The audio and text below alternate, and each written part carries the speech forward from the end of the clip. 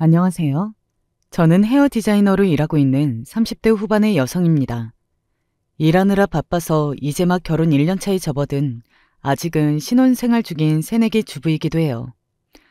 일과 가정생활을 병행한다는 게 쉽지 않다는 걸 같이 일하는 선배들에게 누누이 들어왔지만 그래도 남편과 같이 으쌰으쌰하며 나름대로 새로운 생활에 적응해가고 있습니다. 제가 서비스직에 종사하고 또 기술이 필요한 일을 하다 보니 아무래도 제 직업에 대해 선입견을 가지고 대하시는 분들도 종종 있습니다. 내 노력으로 떳떳하게 돈 버는 일들 모두 존중받아야 마땅하지만 사회적 인식이라는 게 꼭 그렇지만은 않잖아요.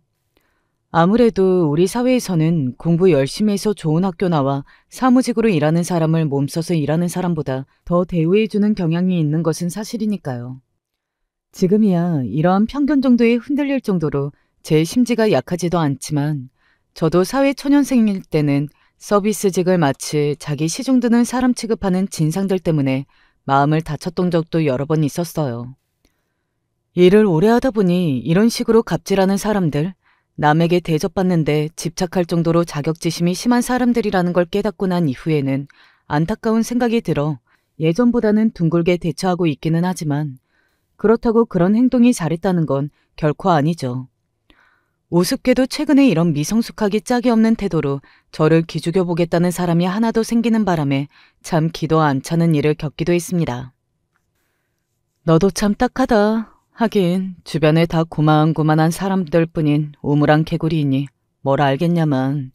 학교 다닐 때 공부 좀 했다고 세상 사람들이 다 네 발밑에 있는 줄 알았니? 그런데 어쩌니? 너같이 좋은 대학 나오지도 못한 고졸 출신 동서한테 이렇게 창피를 당했으니? 형님, 뭔가 오해가 있었던 것 같아요. 오해는 무슨... 제가 저런 인간들 한두 번 겪어본 것도 아니고 대놓고 들이받으면 제대로 찍소리도 못하는 것들이 꼭 저렇게 사람을 긁으려고 들더라고요.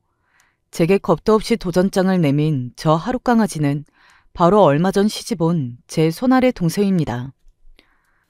그래도 갓 시집온 새댁인데 제가 너무 군기를 세게 잡은 건 아닌가 싶으신가요? 하지만 저는 다른 문제는 몰라도 제 직업을 가지고 이렇게 함부로 왈가왈부하는 사람 그냥 참아주는 건 저와 같은 직업을 가진 사람들에게도 예의가 아니라고 생각합니다. 그래봤자 저도 한낱 개인에 불과하니 제가 미용 일을 하는 사람들 전체를 대표한다는 것도 주제넘는 일이지만 그래도 근 20년 가까이 이 일을 하면서 제 직업에 대해 넘치는 자부심으로 살아왔습니다. 그걸 제 일에 대해서 잘 알지도 못하는 사람이 함부로 깎아내리는 걸 가만히 참아줄 이유는 없다고 생각해요. 이제는 가족으로 엮이게 된 사람이라도 말이죠. 앞으로 오래 볼 사람이니까 더더욱 잘못된 건 일찌감치 바로 잡아줘야 하지 않겠어요. 지금이야 이렇게 나름대로 큰 소리도 치고 제 할 말 다 하며 지내기는 했지만 아직 여물지 못한 사회 초년생 시절에는 저도 억울한 일 겪었을 때 시원하게 대꾸하지 못하고 분한 마음을 속으로만 삭혀야 했던 때도 있었습니다. 보통 저처럼 미용이라는 사람을 학교 다닐 때 공부 못해서 그쪽으로 성공하기 일찌감치 글렀으니 먹고 살 길 찾아갈 거라는 편견을 가지신 분들도 많아요. 아무래도 이 일을 전문적으로 하는 분들은 일찍부터 취업 전선에 나오는 경우가 많고 학교도 고등학교 시절부터 미용 전문학교를 나오시는 분들이 많기 때문에 인문계보다 실업계 출신이 많은 것도 사실이긴 합니다. 이런저런 이유로 저희 일을 하는 사람들이 꼭 공부하기 싫어서 이 일을 택한 사람들이 대부분이라 생각하실지도 모르겠지만 꼭 그렇지만도 않아요. 중학교 때까지 전교에서 상위권 성적을 유지하다가 미용사의 꿈을 안고 뚝심 있게 진로를 결정한 사람들도 많고요. 저희 쪽도 위로 올라갈수록 전문 지식도 많이 필요하고 사회적인 소양도 갖춰야 하기 때문에 공부해야 할 것도 상당한 편입니다. 그저 머리만 만지면 끝나는 단순 노동직으로 생각하시는 분들도 많겠지만 세상 어느 분야라 할지라도 깊이 파고들고자 한다면 배울 것이 무궁무진한 것이 직업의 세계 아니겠습니까? 저희 분야라고 예외는 아니고요. 이런 분들에게 업혀가기 죄송스럽게도 사실 저는 학교 다닐 때 공부에 그리 열중하는 학생은 아니었습니다. 일찌감치 공부에 흥미 없다는 건 스스로도 잘 알고 있었고요. 그렇다고 해서 공부하기 싫어서 이 일을 진로로 선택한 건 아니었습니다. 어릴 적부터 또래 친구들 머리 만져주는 일이나 트렌드에 관심이 많았어요. 다행스럽게도 미용실을 운영하시던 저희 친정어머니 어깨 너머로 이것저것 관심 있게 보던 것들이 있어서 손재주도 없지 않은 편이었고요. 물론 부모님이야 당신들 하시는 일이 고생스러우니 어지간하면 자식들이 공부 잘해서 안정적인 사무직 직장 잡아서 따박따박 월급 나오는 일하기를 선호하시는 게 대부분이시죠. 당장 미용사이셨던 저희 엄마부터도 제가 공부해서 대학 가기를 바라셨으니까요. 하지만 저는 이미 중학교 때 장차 미용을 전공하리라는 의사가 확고했고 그걸 저희 부모님께서도 꺾지 못하셨습니다. 그래, 네가 지금껏 보고 배운 게 있는데 관심이 안 가는 것도 이상한 일이지. 네가 정말 내 딸은 내 딸인가 보다. 저희 엄마도 어릴 적부터 이 일에 관심이 많으셔서 일찍 진로를 결정하셨다고 하더라고요. 이렇게 뚝심 있게 밀어붙이는 면은 아무래도 저희 친정엄마에게 물려받은 것 같습니다.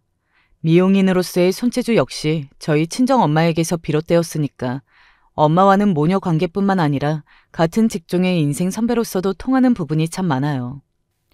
처음에는 걱정이 많으셨지만 한번 제 의사를 지지해 주신 이후부터는 직업적인 조언도 아끼지 않으셨을 정도로 지금의 저에게는 가장 큰 버팀목이자 의지가 되어주고 계십니다. 미용학교에서 제 성과가 제법 좋은 편이었습니다. 같은 학년에서는 항상 성그룹에 속하는 편이었고요. 학생 때부터 이미 국내외의 미용대회 수상 경력도 제법 탄탄하게 쌓아왔습니다. 그 덕에 첫 직장도 강남의 유명 샵에서 시작하는 좋은 기회를 얻게 됐고요. 물론 유명 스태프들의 막내 보조직원으로 일하는 생활이 결코 녹록지는 않았습니다. 기술과 경력이 중요한 뷰티 관련 서비스 직종에 종사하시는 분이라면 이해를 하시겠지만 이쪽도 워낙 프리랜서 개념이 강하다 보니 어느 정도 연차가 쌓이기까지 막내 시절을 버티는 게 여간 어려운 일이 아닙니다. 처음에 언급했던 대로 손님들 중에 돈 몇 푼이면 사람 인격도 살 수 있다고 믿는 부류의 사람들도 없지 않은 편이고요. 그래도 내가 학교 다닐 때는 이 일을 잘한다고 인정도 많이 받았었고 제법 콧대가 높아져 있었는데 처음 몇 달간은 미용 가위를 손님 앞에서 잡아보지도 못했습니다. 주구장창 수건 관리하고 마무리 샴푸만 하면서 대체 내가 여기서 뭐하고 있는 건가 싶은 생각에 서러웠던 적도 한두 번이 아니고요. 참 이게 구조적으로 잘못된 일이라는 건 알지만 한 개인으로서 뜯어 고치기가 쉽지 않은 일이에요.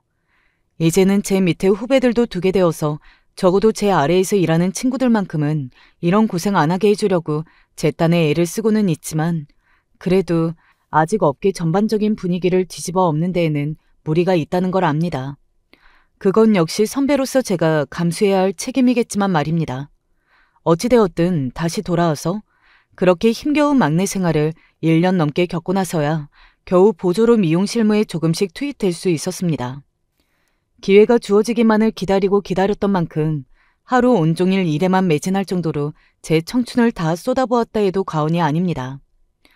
그래도 유명한 선생님들이 다수 포진해 계신 양질의 일자리를 얻게 되었으니 여기에서 최대한 내가 얻어갈 수 있는 것들을 잘 얻어내보고자 독한 마음을 가지고 일했죠. 다행히 이런 노력이 헛되지 않았는지 밑바닥부터 시작한 지 고작 3년 만에 디자이너로 승급할 수 있었습니다. 저희 쪽에서는 이례적일 정도로 빠른 승진이라고 할 수 있어요. 제가 독하게 굴고 악착같이 붙어있기도 했지만 학생 때부터 차곡차곡 쌓아왔던 포트폴리오도 영향이 없지는 않았을 겁니다. 막내 생활하면서는 그간 제가 쌓아온 수상 경력이 다 도루묵이 되는 것은 아닌가 불안한 마음도 있었지만 그게 헛일이 아니었다는 생각이 들자 그동안 열심히 살았던 게 참 잘한 일이었구나 싶어 스스로가 대경스럽기도 했어요. 물론 이미 많은 고객들을 확보한 베테랑 디자이너 선생님들에 비하면 이제 겨우 꼬리가 간신히 매달린 초짜 디자이너에 불과했지만 그래도 너무 기뻤습니다. 첫 직장에서 다른 곳으로 옮겨가지 않고 이만한 위치에 오른 것만 해도 괄목할 만한 성과였어요. 그렇게 그곳에서 5년을 전속 디자이너로 일하면서 감사하게도 저도 많이 성장할 수 있었습니다. 제 나름대로 단골 고객분들도 많이 확보했고 그중에는 지금은 제법 유면세를 타고 있는 연예인분들도 다수 있습니다.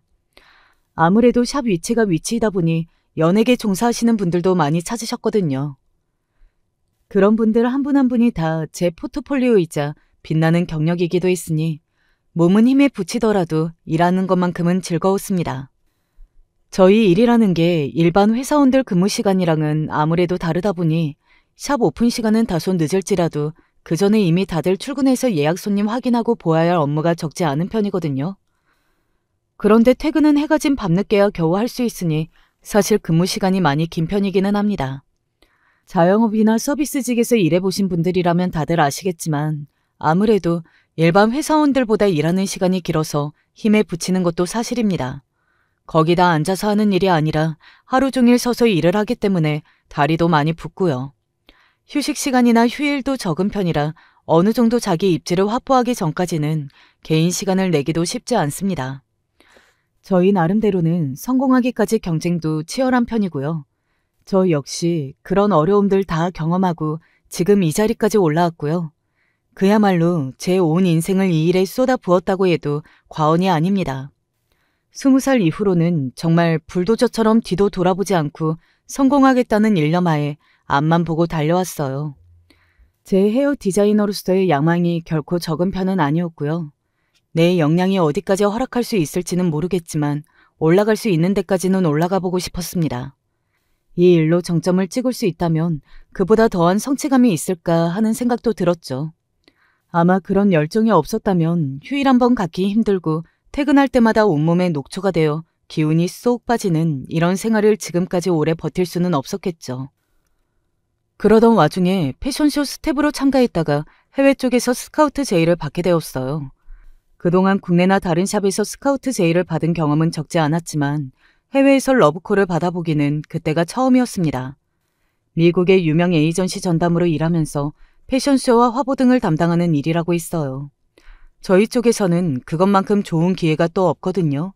가뜩이나 일에 대한 욕심이 적지 않은 저인데 내 생에 이런 기회가 또 올까 싶었습니다. 겁도 없이 일단 하겠다고 덥석 대답부터 했다고 했을 때 제 주변의 선배들이 전부 걱정할 정도였습니다. 다들 국내에서 한자락한다는 이쪽 업계에서 기라성 같은 선배들이었음에도 새로운 도전에 겁도 없이 덤벼들려는 후배를 걱정하시더라고요. 좀 더 신중하게 생각해보고 결정하는 게 좋지 않겠어? 국내에서 그런 식으로 해외로 빠지는 사람들이 종종 있기는 하지만 끝까지 버티는 사람들이 드물어. 여기에서 경력 쌓았다고 해서 그쪽에서 꼭 전부 경력으로 쳐주지도 않고. 그래, 갔다가 고생만 하고 돈도 별로 못 벌고 다시 돌아오는 애들도 얼마나 많은데. 그리고 그렇게 몇 년 공백 생기고 돌아와도 유명세 유지하기도 쉽지 않고. 알잖아. 이쪽 일은 1년만 쉬어도 판도가 휙휙 바뀌고 트렌드도 변한다는 거. 그거 다시 적응하는 것도 쉬운 일 아니다 너. 그래, 너 여기서 적응하고 여기까지 올라오느라 얼마나 고생했어? 그런데 그걸 말도 안 통하는 데 가서 또 겪겠다고? 국내에선 알고 긴다 하더라도 해외에서의 경험이 전무한 상태이니 그 사람들 입장에서는 제가 신인이나 다름없겠죠. 아직 20대 후반에 불과한 나이였지만 저희 쪽이야 워낙 일을 일찍 시작하는 사람이 많다 보니 제 나이가 그렇게 적은 편도 아니었고요. 벌써 제 밑에 저를 선생님 선생님 하며 부르고 따르는 후배들 수가 적지 않았습니다. 그런 만큼 저도 모르게 매너리즘에 빠져있기도 했어요. 아직 저희 샵 대표 디자이너로 불리기에는 한참 멀긴 했어도 저도 이제 베테랑 소리를 듣고 있었고 국내에서는 더 쌓을 경력이 없을 정도로 연예계 일이며 패션계 일이며 경험도 제법 쌓인 상태였고요. 그러다 받게 된 해외 스카우트라니 선배들 말씀처럼 적응하는 게 결코 쉽지는 않겠지만 제대로만 한다면 제 인생에 다시 없을 터닝포인트가 될 것이 분명해 보였습니다. 일가 친척 하나 없는 타국에서의 제안에 겁도 없이 승낙을 외친 것도 그런 이유에서였죠. 저희 가족들도 처음에 제가 미국 가서 일하고 싶다는 얘기를 하니까 다들 걱정부터 하시더라고요. 다 큰 딸 자식이기는 했지만 그리 멀리 보내게 될 거라고 생각도 못 하셨을 것이니 부모님께서 걱정부터 하시는 것도 무리는 아니었습니다. 제 하나뿐인 남동생은 누나가 미국에 가서 일하게 됐다는 소식에 대뜸 이런 말부터 하더라고요. 누나, 어떡하려고 그래? 누나 영어도 못하면서 가서 일하면서 말 안 통하면 어떡하려고? 네, 학교 다닐 때 공부라고는 부모님 야단을 간신히 피할 정도로만 겨우 성적을 유지했고 영어도 그렇게 잘하는 편이 아니었어요. 아주 기초적인 단어와 짧은 문장 정도만 외워서 알고 있다 하더라도 원어민들과 섞어서 밥벌이를 하는 것에 무리가 있다는 것은 저 스스로도 잘 알고 있었습니다. 하지만 제게 또다시 주어질지 알 수 없는 천금 같은 기회가 왔으니 무조건 놓쳐서는 안 된다는 생각에 일단 덥석 물고 본 거죠. 솔직히 지금의 제가 생각해도 대책이 없긴 없었네요. 제 나름대로는 국내에서도 각고의 고생 끝에 그 자리까지 오르게 되었으니 말 안 통하는 곳이라고 해도 결국 다 사람 사는 곳일 텐데 뭐 크게 다를 바가 있으랴 자신만만했던 것도 있었던 것 같습니다. 한마디로 좀 철이 없기도 했죠. 가서 배우면 되지 뭐. 원래 직접 사람들이랑 부딪히면서 배워야 외국어도 빨리 는다잖아. 그리고 내가 맨 땅에 헤딩하는 것도 아니고 나름대로 스카우트 받아서 가는 건데 외국어 좀 딸린다고 뭐 그렇게까지 문제가 되겠어? 그렇게 의기양양하게 외치는 저를 보는 가족들 눈에 수심이 가득했으나 가족들의 걱정도 저의 의지를 꺾을 수는 없었습니다. 결국 10년 가까이 다니던 직장에 사표까지 내고 미국으로 건너갔어요. 미국 생활 초반은 그야말로 눈물의 연속이었습니다. 제 나름대로는 한국에서 막내 생활할 때 더러운 꼴 볼 만큼 봤다고 생각했는데 내 나라도 아닌 곳에서 영어로 온갖 욕 먹어가면서 낯선 곳에서 적응하는 건 또 다른 문제더라고요. 처음에 욕을 먹는데도 대체 내가 왜 욕을 먹는지조차 몰라서 스스로가 그렇게 바보 같을 수가 없었습니다. 상대방의 거친 말투나 표정을 봐서 분명히 나를 비난하고 있다는 건 알겠는데 가뜩이나 잘 알아듣지도 못하는 영어를 화가 나서 빠르게 쏘아대니 더욱 알아들을 수가 없어 당황스럽더라고요. 그래도 한국에서는 연차가 쌓이면서 이런 무례한 일을 겪을 때 내 나름대로 대처하는 노하우도 생기고 정도를 넘는 말에 대해서는 단호하게 대응하기도 했는데 일단 말문 자체가 트이지 않았으니 인종차별, 성차별적인 비난을 받게 되더라도 속 시원하게 받아칠 수조차 없었습니다. 그래도 제 실력에는 자신이 있었으니 그걸로 밀고 나가면 보통 이상은 하지 않을까 싶었는데 그게 제 어마어마한 착각이었던 거죠. 어느 나라에 나가서 일을 하게 되든 그 나라 언어부터 마스터하는 게 우선이라는 당연한 사실을 연고 하나 없는 그 먼 타지까지 나가고 나서야 온몸으로 실감하게 되었습니다. 이대로는 선배들이 했던 말처럼 죽도 밥도 안 되고 도로 한국으로 돌아가야 할 판이었어요. 그건 또 제 자존심이 도저히 용납을 안 하더라고요. 솔직히 살면서 학교 다닐 때 공부 그렇게 열심히 하지 않았던 거 그렇게까지 후회했던 적이 없었거든요. 아마 미국에 있었던 초반이 제가 학교 다닐 때 공부 열심히 안 했던 것 가장 후회한 시기일 겁니다. 물론 현장에서 직업적인 대화가 오가는 상황이니 학교에서 배운 문법이 딱딱 들어맞는 100% 적용될 만한 상황은 아니었다 하더라도 적어도 기본기가 탄탄했다면 초반에 그렇게까지 당황스럽거나 들리는 단어가 몇 개 없어 당혹스럽지는 않았겠죠. 이래서 어른들이 배움에도 때가 있다고 말씀하시나 봅니다.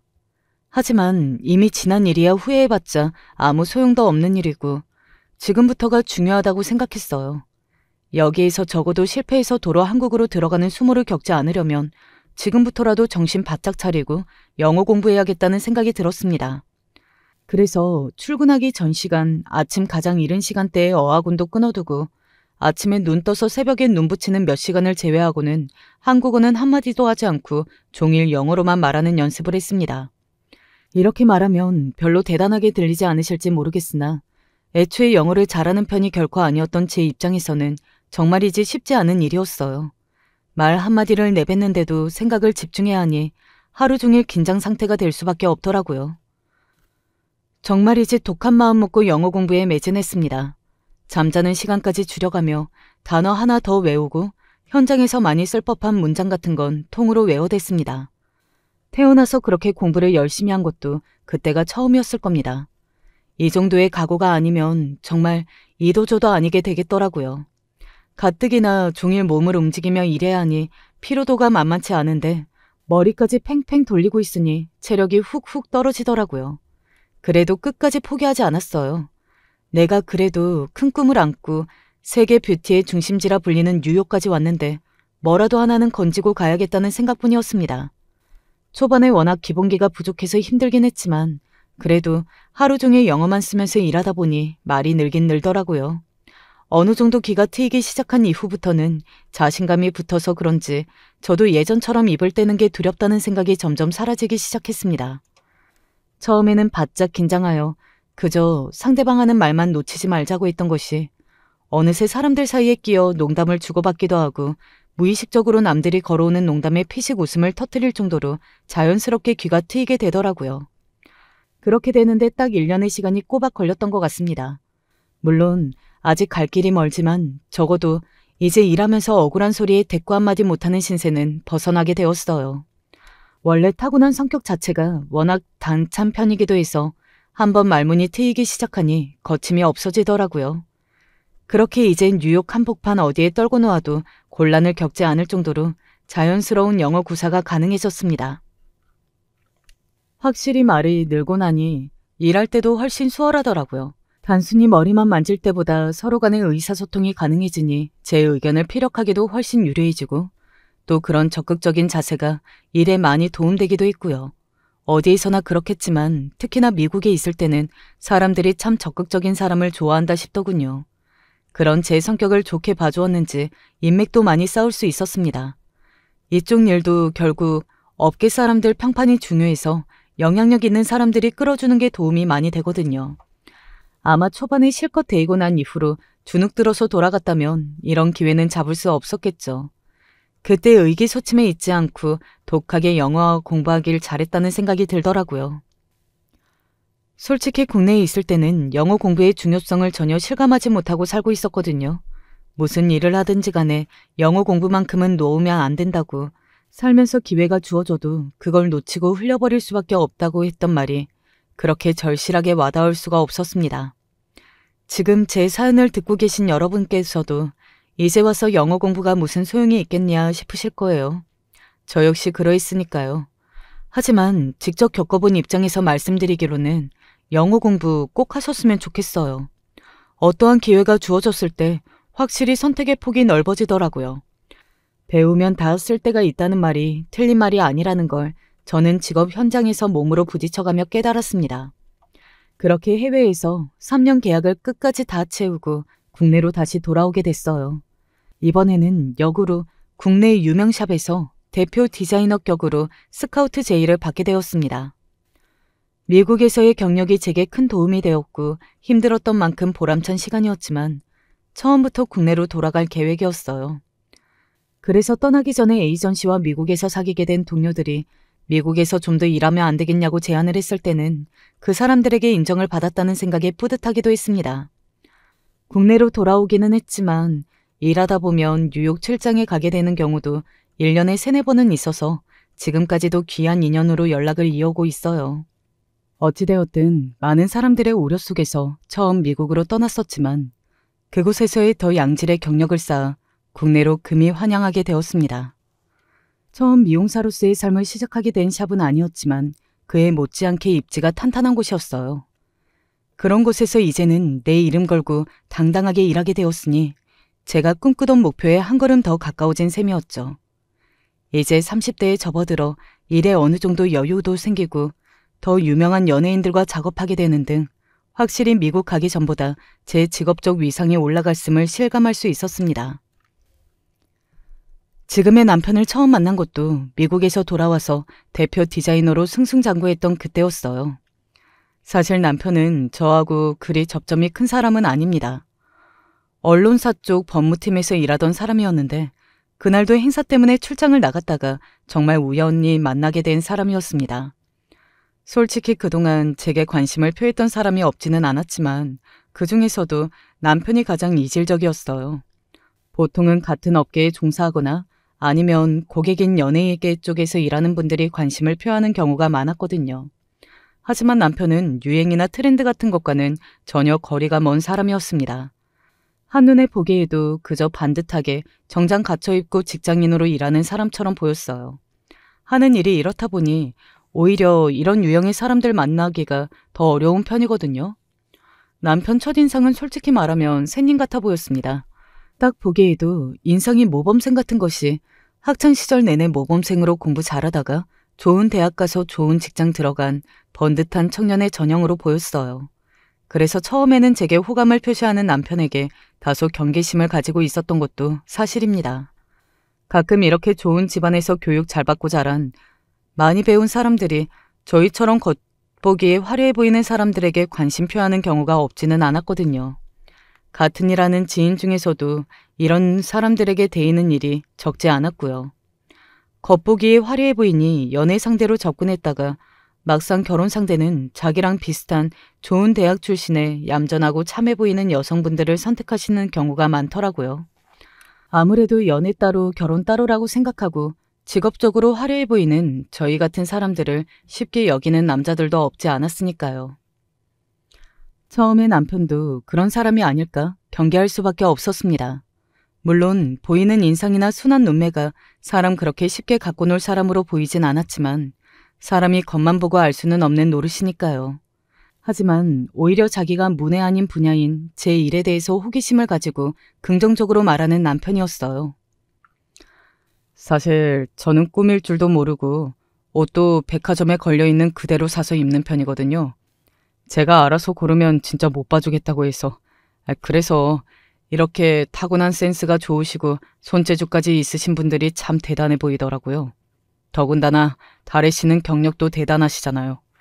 그 나이에 이런 커리어를 쌓는다는 게 결코 쉽지 않은 일일 텐데 자기 일에 이렇게 확신을 가지고 의욕적으로 일할 수 있다는 게 참 부럽기도 하고요. 사회적으로 보면 명문대 법대 나와서 요수의 언론사 직원으로 일하고 있는 그 사람을 더 대단하게 생각하겠지만 그럼에도 그런 특권의식 같은 건 내세우지 않은 겸손한 남편이 참 괜찮은 사람이라는 생각이 들더라고요. 제가 하루 종일 서서 일하는 것도 제 몸이 지칠까 안쓰러워하고 걱정할 뿐 육체 노동으로 돈 버는 사람이라며 자기보다 얕잡아 보는 기색도 전혀 없었고요. 잘난 사람일수록 자기가 가진 것 대단하게 여기며 자기보다 못하다고 생각하는 사람들 은근히 무시하는 경우가 많은데 남편은 그런 부분이 없는 사람이었어요. 제가 이 일을 하게 되면서 겪는 고충이나 힘든 이야기를 풀어낼 때마다 귀 기울여 들어주는 모습에 자연히 마음이 열릴 수밖에 없었죠. 그렇게 남편과는 서로 깊이 신뢰하는 관계로 만남을 이어오다 결국 결혼까지 하게 되었습니다. 성격도 다르고 지금의 직업을 가지게 되기까지 삶의 궤적도 많이 다른 사람이었음에도 불구하고 서로에게 누구보다 큰 힘이 되어주는 사이가 되었으니 이것도 대단한 인연이라는 생각이 들어요. 저희 친정엄마와 2대째 미용 관련 직종에서 종사하는 저희 집과는 달리 남편 집안은 다들 고학력자입니다. 시부모님 되시는 분들도 다들 좋은 대학 나오신 분들이시고 남편의 하나뿐인 남동생인 시동생 역시 서울대 나와서 대기업에서 일하고 있었고요. 솔직히 처음에 시댁에 인사드리러 갈 때는 저도 모르게 주눅이 좀 들기도 했습니다. 아무리 저 잘난 맛에 사는 저라지만 가족 전원이 명문대 출신이라는데 대학도 나오지 않은 고졸을 며느리로 맡는 걸 탐탁치 않아 하실까봐 걱정스러운 마음이 들기도 했어요. 하지만 그런 제 걱정은 그저 기우에 불과했습니다. 도연이 말 들어보니 그렇게 업계에서 대단한 사람이라고 하는데 이런 며느리를 보게 돼서 우리가 정말 영광이네요. 그러게 말이에요. 우리 다래씨 한번 만나려면 1년 전에 예약을 해도 만나기 힘들다면서요. 그런 사람을 이렇게 실제로 만나게 될 줄은 몰랐네. 과찬이세요, 어머님. 언제 시간 되시면 저희 샵에 한번 들르세요. 어머님이라면 언제든 시간 빼서 제가 실력 발휘 제대로 해볼게요. 어머 세상에 고마워라. 남편이 직업적 편견 없이 그저 저라는 사람 하나만 봐주고 제 일을 있는 그대로 순수하게 감탄했던 것이 누구로부터 비롯되었는지 알 수 있었습니다. 시부모님 성품을 보니 앞으로의 결혼 생활에 나만 잘하면 되겠구나 싶어 안심이 되었어요. 그런 점은 시동생 역시 마찬가지였습니다. 저희도 내후년에 결혼 계획 세우고 있었거든요. 형수님 성격이 시원시원하신 게 저희 주연이랑도 정말 잘 맞으실 것 같아요. 앞으로 잘 부탁드립니다, 형수님. 저야말로 잘 부탁드려요. 처음 만남에서부터 제게 살갑고 싹싹하게 대해주는 시동생도 참 마음에 들었습니다.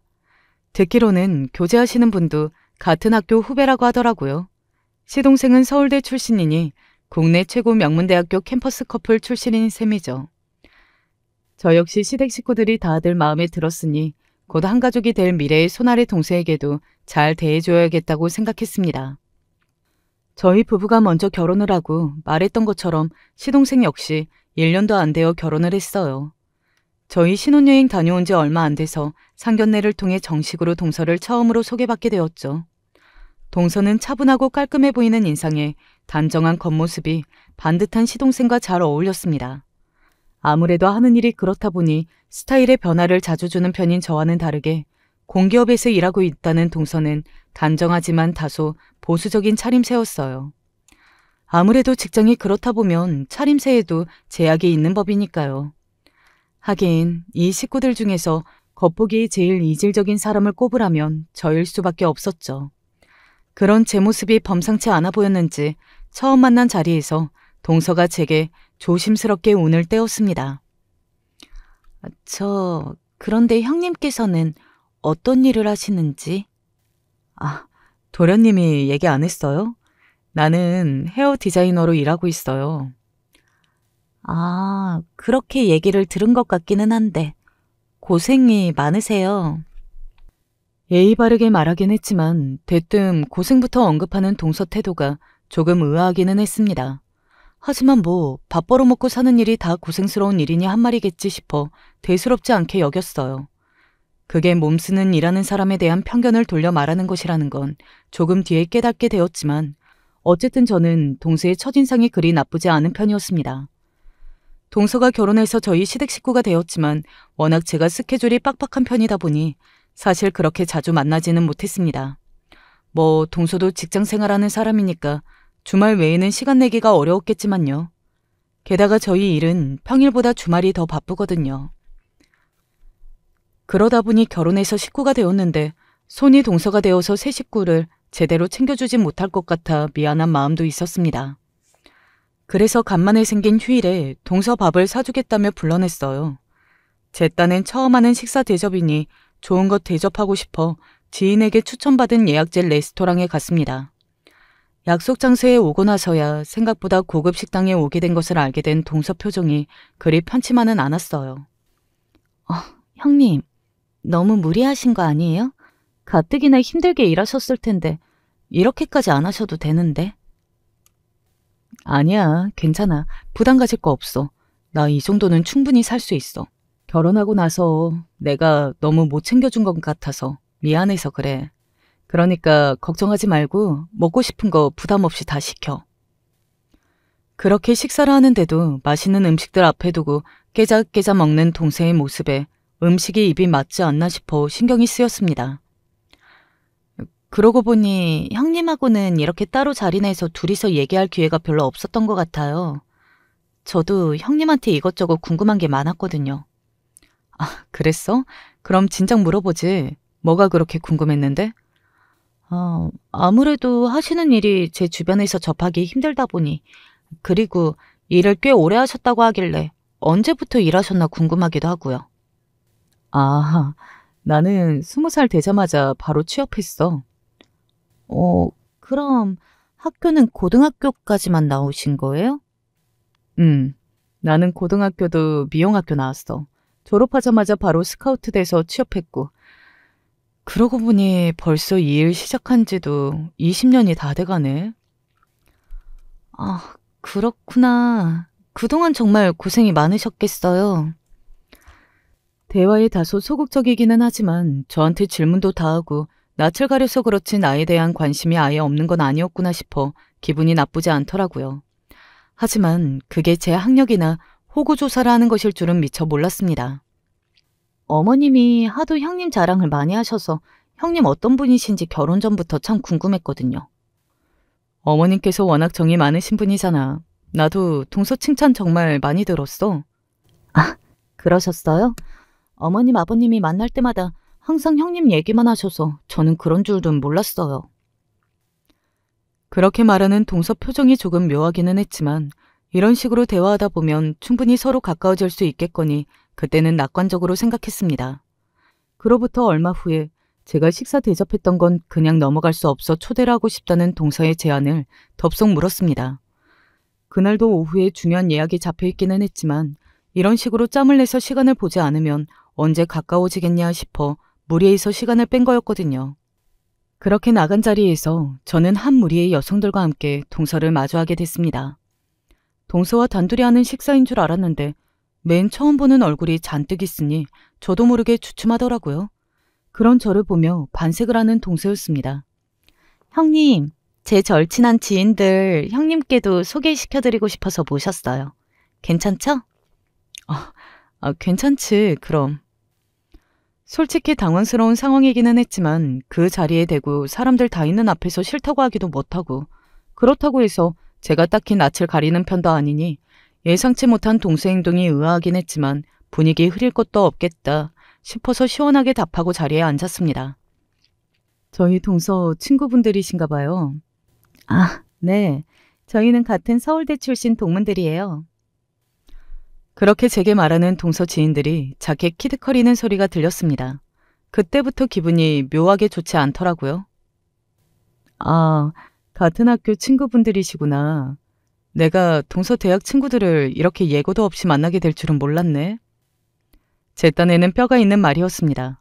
상황이 묘하게 돌아가는 것이 조금 귀찮게 됐다 싶었어요.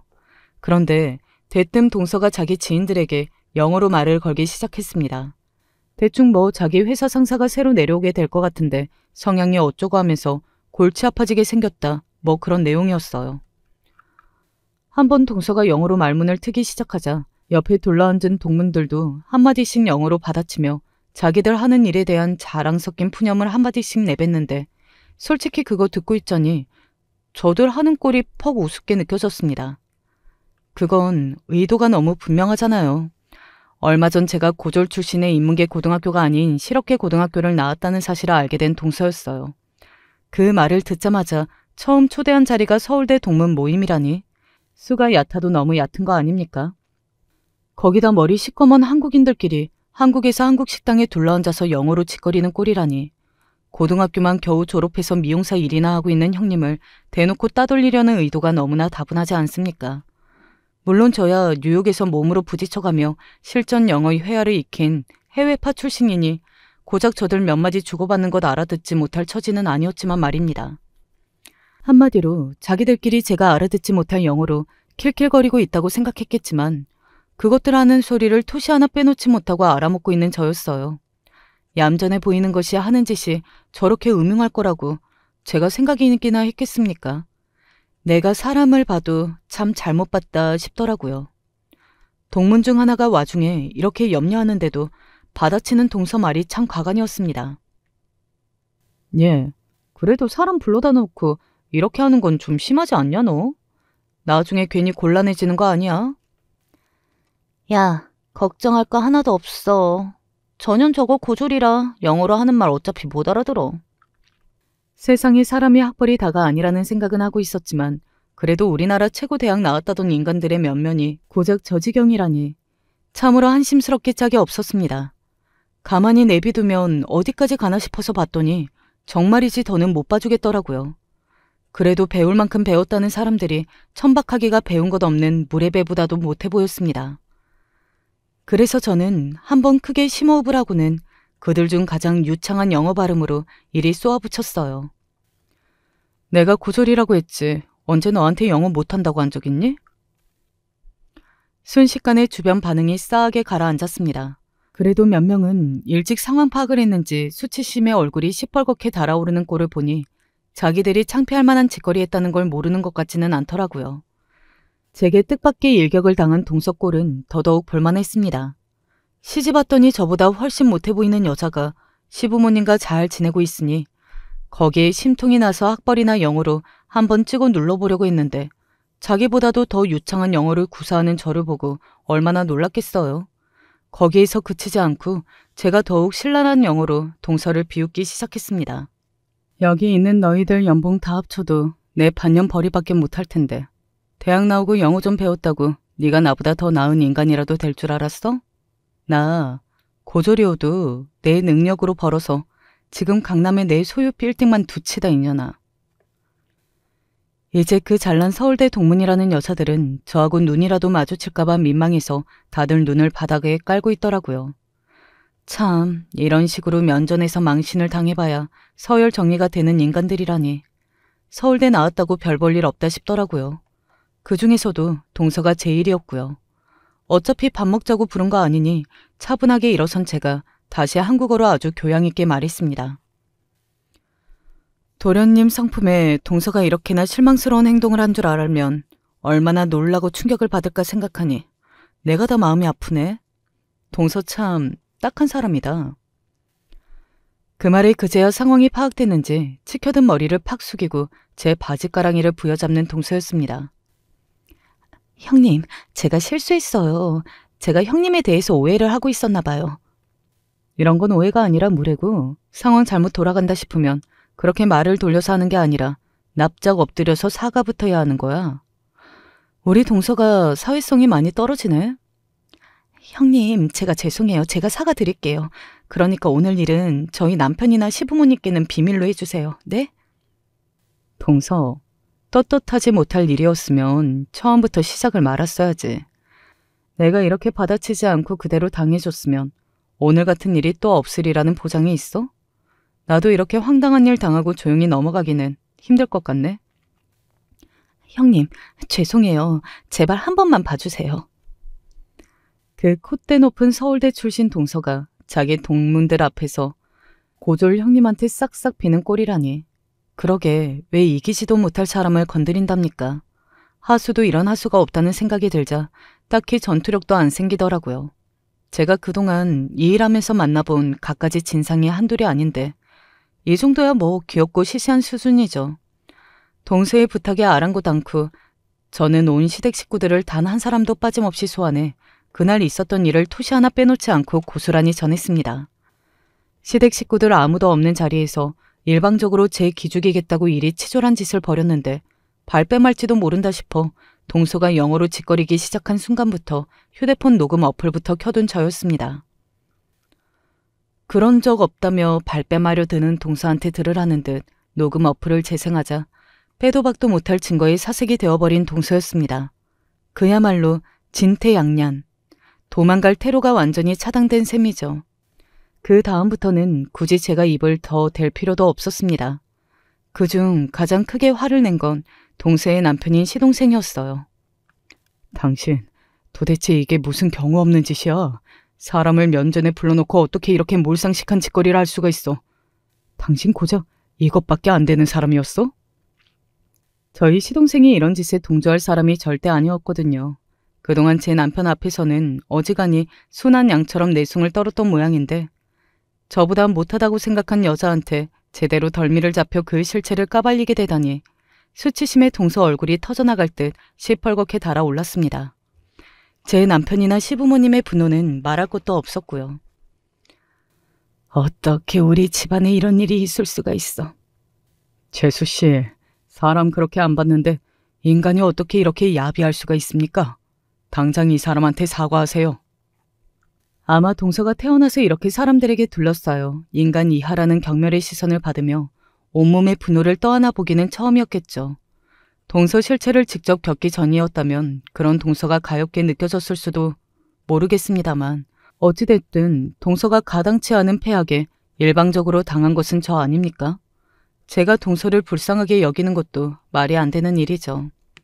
당황을 하다못해 눈물부터 터져버린 동서가 그래도 여기에서 시댁 식구들에게 더 미움받기 싫었는지 결국 제게 제대로 고개를 숙였습니다. 죄송해요, 형님. 정말 다시는 안 그럴게요. 저랑 결혼한 지 얼마 차이도 안 나는 것 같은 형님만 예쁨 받는 것 같아서 속상한 마음에 그만. 정말 다시는 안 그럴게요. 잘못했습니다, 형님. 잘못했어요. 솔직히 제가 정말 영어 한마디 못해서 저것들 꼴값 떠는 자리에서 기죽어 있었더라면 이런 사과를 들을 일이 있겠나 하는 생각을 해보니 그 사과가 딱히 진정성 있게 느껴지지는 않더라고요. 그 망신을 당하고 차마 제 입으로 수치스러워 시댁 식구들 중 누구한테도 일러 바치지 못할 거라 계산했던 것도 괘씸했고요. 그렇다고 사람 하나 앉혀놓고 여럿이서 한 사람만 죽일 듯 잡는 모습이 그리 썩 유쾌한 상황으로 느껴지지도 않아서 그냥 이렇게만 답했습니다.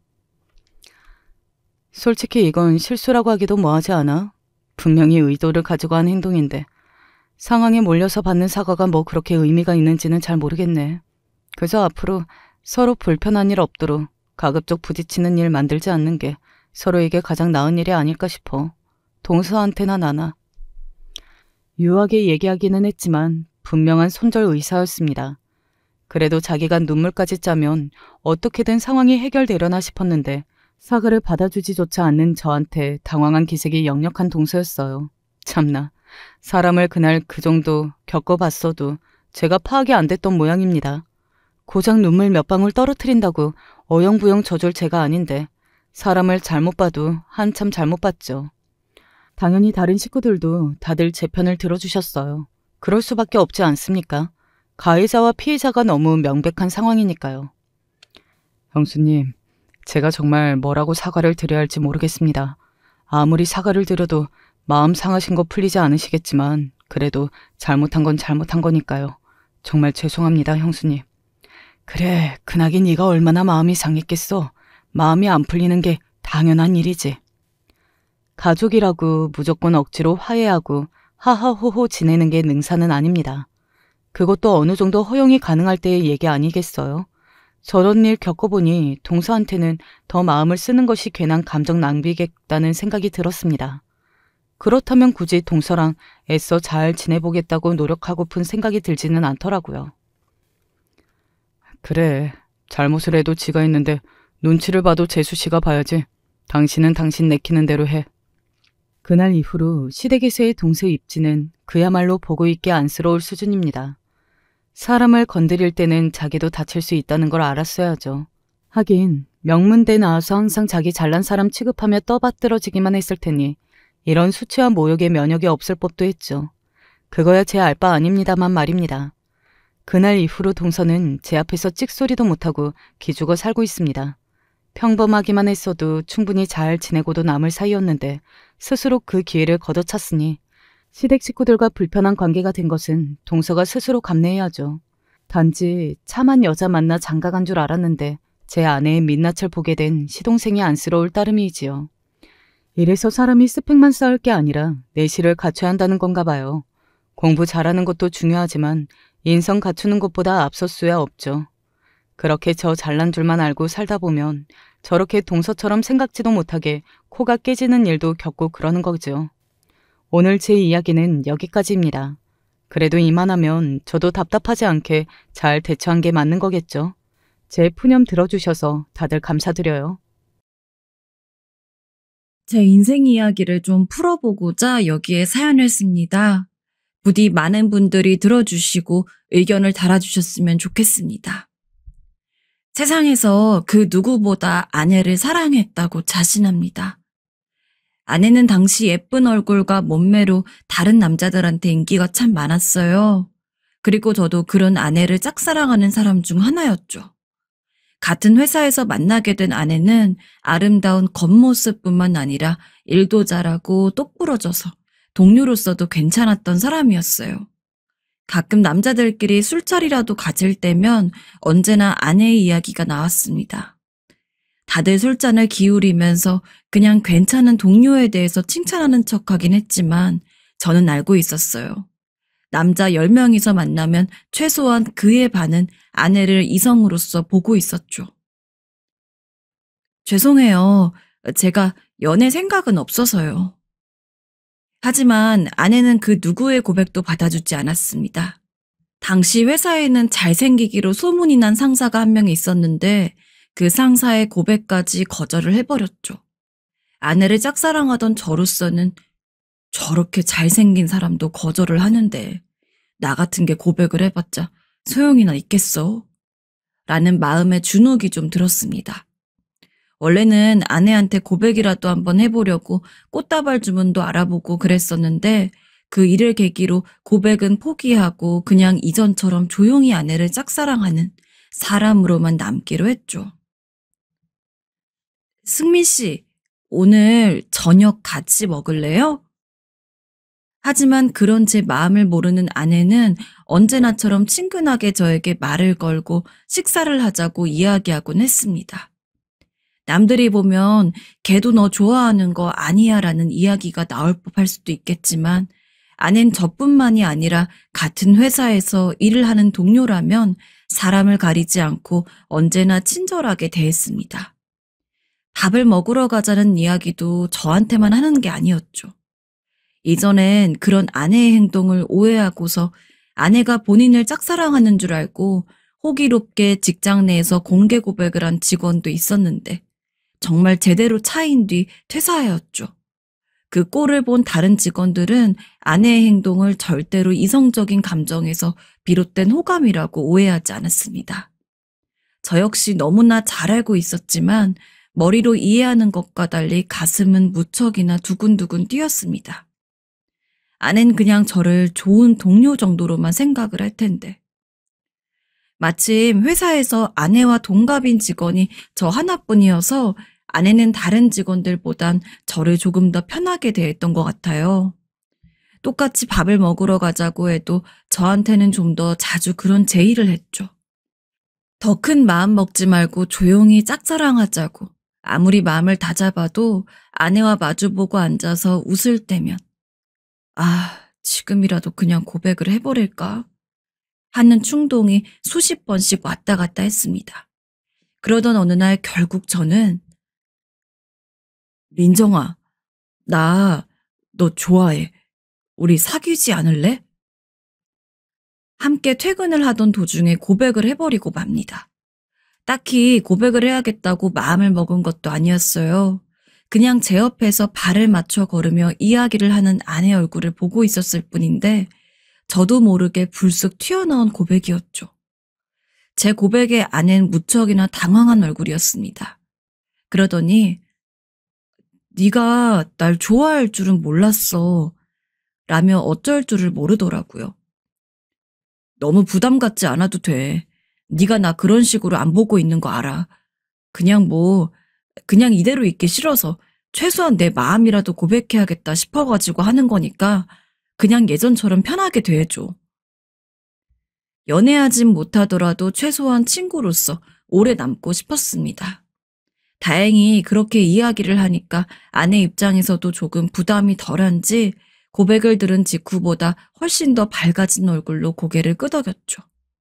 그렇게 저는 차이긴 했지만 그래도 제 마음은 전할 수 있었습니다. 하지만 사람이 시간이 지나면 지날수록 욕심이라는 게 생기더라고요. 그냥 친구로도 괜찮아서 마음만 전하는 거라고 그렇게 멋있는 척 이야기를 했는데 하루하루 시간이 가면 갈수록 저는 아내와 정말로 연애가 하고 싶었습니다.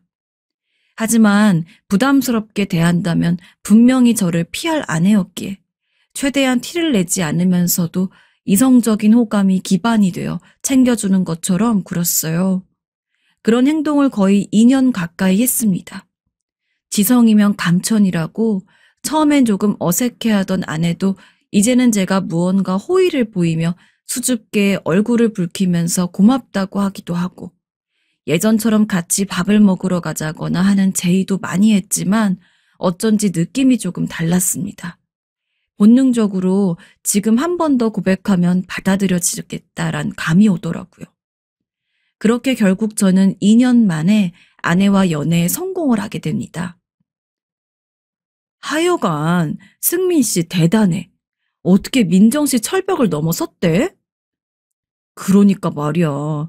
민정 씨 노리던 사람이 한둘도 아닌데 그 사람들 다 이기고 결국 승민 씨가 데려갔네. 연애가 처음은 아니지만 그렇게까지 진심으로 오랜 기간 좋아하면서 따라다닌 사람은 아내가 처음이었던지라 정말 그동안의 연애와는 비교가 안 될 정도로 기뻤습니다. 특별히 뭘 하지 않아도 그냥 이전처럼 같이 밥을 먹고 있을 뿐인데도 그냥 직장 동료 사이가 아닌 연인 사이로서 밥을 먹는다고 생각하니까 그것만으로도 하늘을 날아갈 것처럼 좋았습니다. 주변 동료들이 축하해주면서 은근히 질투하는 시선도 그저 기꺼웠습니다. 아내와 연애를 하던 3년이 제 인생에서 가장 행복했던 3년이라고 해도 과언이 아닙니다. 민정아, 우리 나중에 결혼할까? 그런 제가 아내에게 더 먼 미래를 바라봤던 건 어쩌면 당연한 일일 겁니다. 그리고 다행히도 아내 역시 저와의 결혼을 반겼습니다. 당장 결혼을 할 것은 아니었지만 언젠가 인사를 드리러 갈 날을 대비해서 서로 부모님도 먼저 한 번씩 뵈었습니다.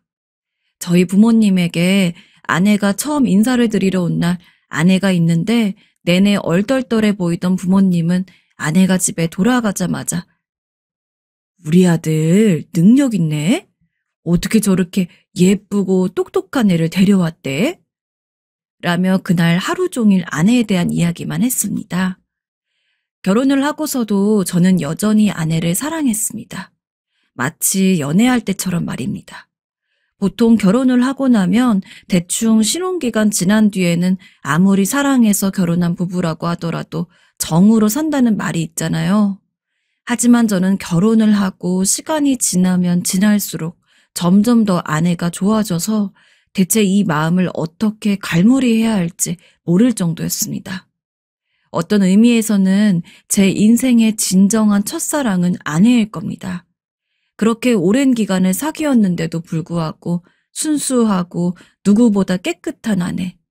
돌이켜보면 2년간 쫓아다닌 시간도 전혀 아깝지 않았고 아내와 연애를 한 기간은 물론 결혼을 하고 나서의 삶까지 제겐 너무나 완벽했습니다. 아내가 손에 물을 묻히는 게 싫어서 집안일도 거의 다 대부분 제가 하고 혹시나 아내가 먹고 싶은 거라도 있다고 하는 날이면 무조건 그날은 아내가 원하는 걸 사서 집에 귀가했습니다. 승민 씨랑 결혼한 건 내 생애 가장 큰 행운일 거야. 그러는 날이면 아내는 웃으면서 제가 사온 것들을 받아들이고 저런 식으로 말을 하곤 했는데 바보 같지만 농담처럼 한 말에도 가슴이 벅차서 전 어찌할 바를 몰랐습니다. 그런 저의 행복은 아내를 쏙 빼닮은 아들과 저를 쏙 빼닮은 딸, 이렇게 두 아이가 생겼을 때 가장 절정을 찍었던 것 같아요. 아내는 아이를 빨리 낳고 싶어하는 편이었습니다. 저는 아이를 낳는 것은 좋지만 그래도 조금 더 시간을 들이고 천천히 가졌으면 했는데 그래도 애들은 빨리 낳아야 빨리 키우잖아. 라는 아내의 말에 제 예상보다는 일찍 두 아이가 생겼습니다. 우리 애들 너무 귀엽다. 그치? 아내는 아내로서 뿐만이 아니라 엄마로서도 참 좋은 엄마였다고 생각합니다.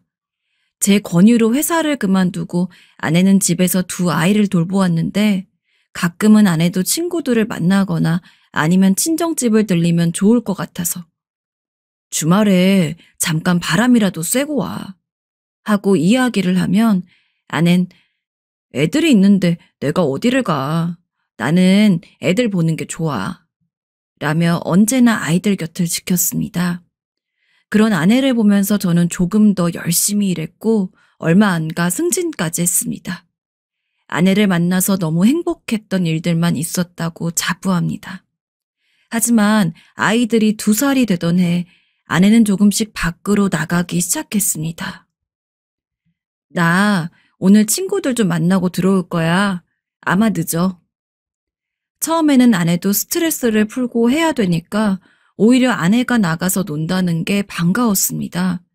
자주 나가는 것도 아니었고 애들은 제가 봐주면 되기도 했으며 아내가 워낙 밖을 안 나가고 정말 집에서 애들만 봐가지고 솔직히 내심 안타깝고 미안했는데 이제 와서라도 좀 본인의 자유를 즐기는 것 같아 보기 좋았습니다. 하지만 이전에는 일이 주에 1-2번 정도 나가던 아내가 아이들까지 친정에 맡기더니 점점 일주일에 2번, 3번, 4번 나가는 횟수가 늘기 시작했습니다. 문제는 매번 나갈 때마다 저에게 이야기를 해주고 나가는 게 아니었다는 겁니다.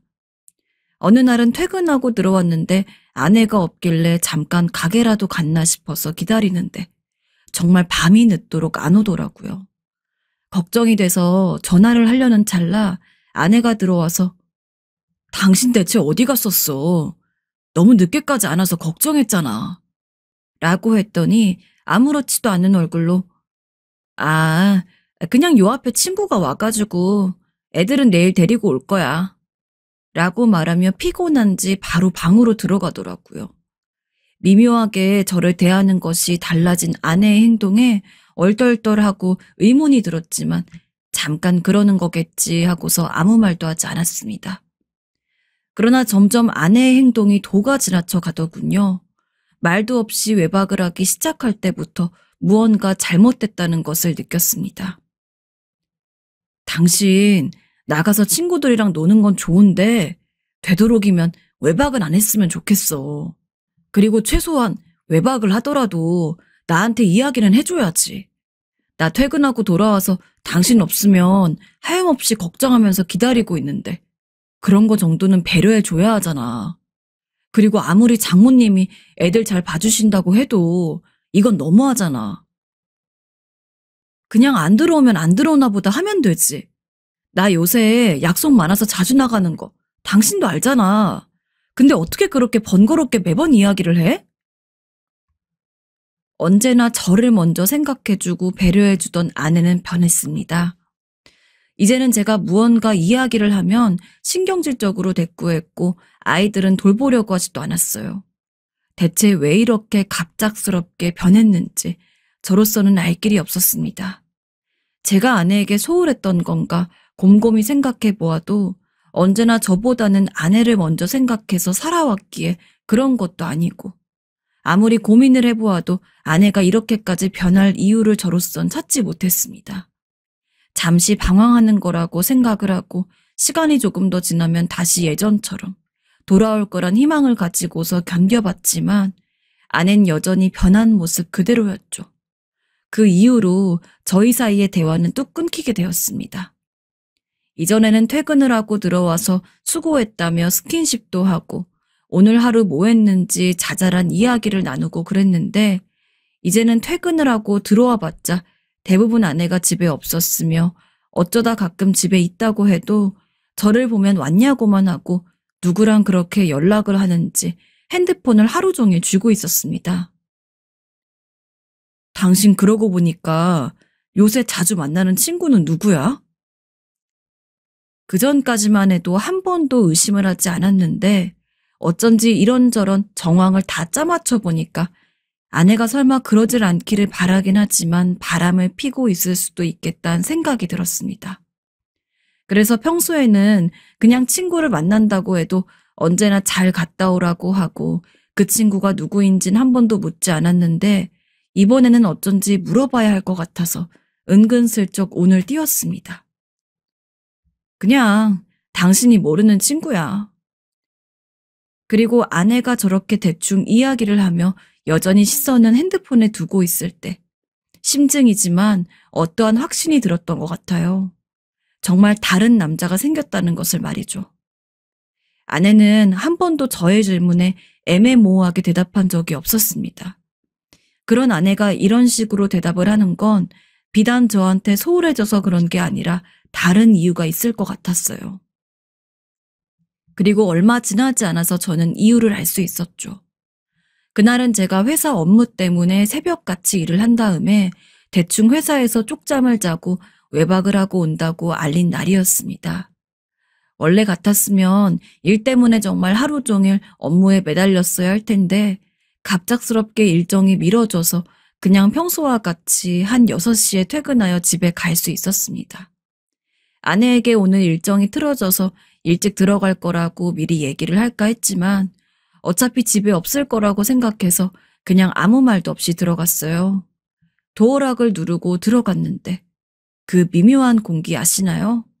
분명히 방금 전까지도 사람이 있었던 것 같은 그런 느낌. 게다가 현관에는 제 신발이 아닌 남자 신발이 보였죠. 순간 아내의 바람에 대한 의심이 생각나서 닫혀있는 방문 하나를 벌컥 열자 아니나 다를까 민망한 옷차림으로 웬 남자와 아내가 당황스러운 얼굴로 저를 보고 있었습니다. 여보, 오늘 안 온다며? 분명 바람피는 모습을 보면 면전에다 대고 욕이라도 하고 싶었는데 막상 진짜 그런 모습을 목격하니까 너무 화가 나고 당황스러워서 아무 말도 안 나오더라고요. 그 와중에 상간남은 제가 입도 안 열고 주먹만 꼭 쥐고 있자 슬쩍 눈치를 한번 보더니 옷을 챙겨 입고 밖으로 나갔습니다. 저는 그 남자를 조용히 볼 수밖에 없었습니다. 바보같이요. 그 남자가 나가고 나서야 입이 열리더군요. 당신 제정신이야? 저 새끼는 누구야? 너무한 거 아니야? 미안. 나 저 남자 사랑해. 나도 내 감정을 컨트롤할 수 없다고. 하루에도 몇 번씩 고치려고 노력해봐도 마음이 안 따라주는 걸 나보고 어떡하라고. 내 울부짖음에도 아내는 사과 같지도 않은 사과를 했지만 아내가 바람을 핀 충격이 없어지는 건 아니었습니다. 그리고 저도 점점 이성을 잃어가기 시작했습니다. 거의 멱살이라도 잡고 흔들 기세로 추궁을 하자 아내는 그제서야 이야기하더군요. 오래 알고 지낸 동창이라고 말이죠. 동창 친구들과의 모임 때문에 자주 만났다가 눈이 맞은 모양이었습니다. 당신이랑 애들한테는 나쁜 짓 했다고 생각해. 하지만 사람 마음이 그런데 어쩌겠어. 저 사람 나 정말로 생각해주는 사람이야. 물론 당신도 나에게 잘해줬지만 솔직히 결혼하고 나서는 연애할 때만큼 당신이 좋지가 않더라. 우리 이혼하자. 나 짐 싸서 나갈 테니까 당신도 당신대로 잘 살아. 저는 그 앞에서 아무 말도 할 수 없었습니다. 아내가 이야기하는 것들을 믿을 수도 없었고 그걸 쉽게 받아들일 수도 없었습니다. 하지만 아내는 정말로 진지하게 꺼낸 이야기였는지 저한테 하는 말이 끝나자마자 본인 여행용 캐리어에 짐들을 잔뜩 담고서는 그 길로 정말 집을 나가버렸습니다. 전 그 길로 처갓집으로 가서 아이들을 데리고 왔습니다. 왠지는 모르겠습니다. 내 자식을 지켜야 한다는 생각이 들었던 것 같습니다. 그리고 가슴 아프지만 저희는 이혼을 해야만 했습니다. 결혼 기간이 짧아서 그런지 재산 분할 같은 것도 없고 그냥 결혼 전과 똑같았습니다. 달라진 게 있다면 제 소중한 아이들이 있다는 것 뿐이었죠. 아내가 양육권을 주장할까봐 변호사까지 알아봤지만 다 소용없었습니다. 아내가 자기 배 아파서 난 자식들까지 남자에 미쳐 신경도 쓰지 않더군요. 당신이 키워. 그 편이 좋겠어. 당신 애들한테도 정이 없는 거야? 당신 배 아파 낳은 애들한테도? 그렇게 매몰차게 얘기하지 마. 나 나쁜 사람 만들지 말라고. 나는 내 인생 살고 싶어. 그뿐이야. 이제 애엄마로 사는 건 지겹다고. 그래. 어디 네 마음대로 해라. 아내의 본 모습이 드러나는 순간이었죠. 저는 졸지에 홀아버지가 되어 두 아이를 키워야 했습니다. 하지만 아내가 그렇게 바람이 나서 이혼까지 했다는 충격에 한동안 매일같이 술만 마시고 아이들을 돌보지 않았어요. 지금 생각하면 너무나 잘못된 일이었기에 반성하고 있습니다. 아내의 외도에 충격을 받은 건 충격을 받은 거고 아무것도 모르는 아이들만큼은 내가 정신을 똑바로 차려서라도 잘 보호해줬어야 하는데 아이들 때문에라도 더 슬퍼할 겨를은 없었습니다. 다행히 부모님이 제가 회사에 가 있는 시간 동안은 아이들을 봐주기로 하셔서 어떻게든 해나갈 수 있었어요. 부모님은 저를 볼 때마다 한숨을 푹푹 쉬었지만 저는 일부러 그런 부모님을 외면했습니다. 다 큰 아들로서 부모님한테 걱정 끼칠 일이 없어야 하는데 면목이 없기도 하고 그런 와중에도 부모님이 아이들을 봐주는 건 꼭 필요했기에 차마 부모님의 손길을 받지 않을 수도 없고 부모님은 이제라도 정말 괜찮은 여자 만나봐라 하면서 맞선도 보게 해주려고 했지만 전 이미 아내로 인해서 거의 여자 불신 상태나 다름이 없었습니다. 어차피 애 딸린 이혼남이랑 연애하고 결혼할 만한 여자가 없을 것 같다고 생각하기도 했고 당장 애들 돌보는 게 먼저였기 때문에 연애 자체에 아예 관심을 두지 않았어요.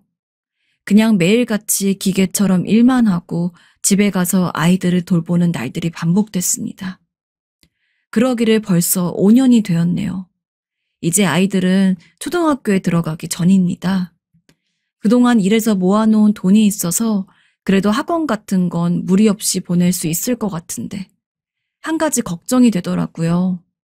요새 이혼하는 가족이 많다고 해도 엄마가 없는 애들이라는 건 아직까지 어떠한 편견을 받고 살잖아요.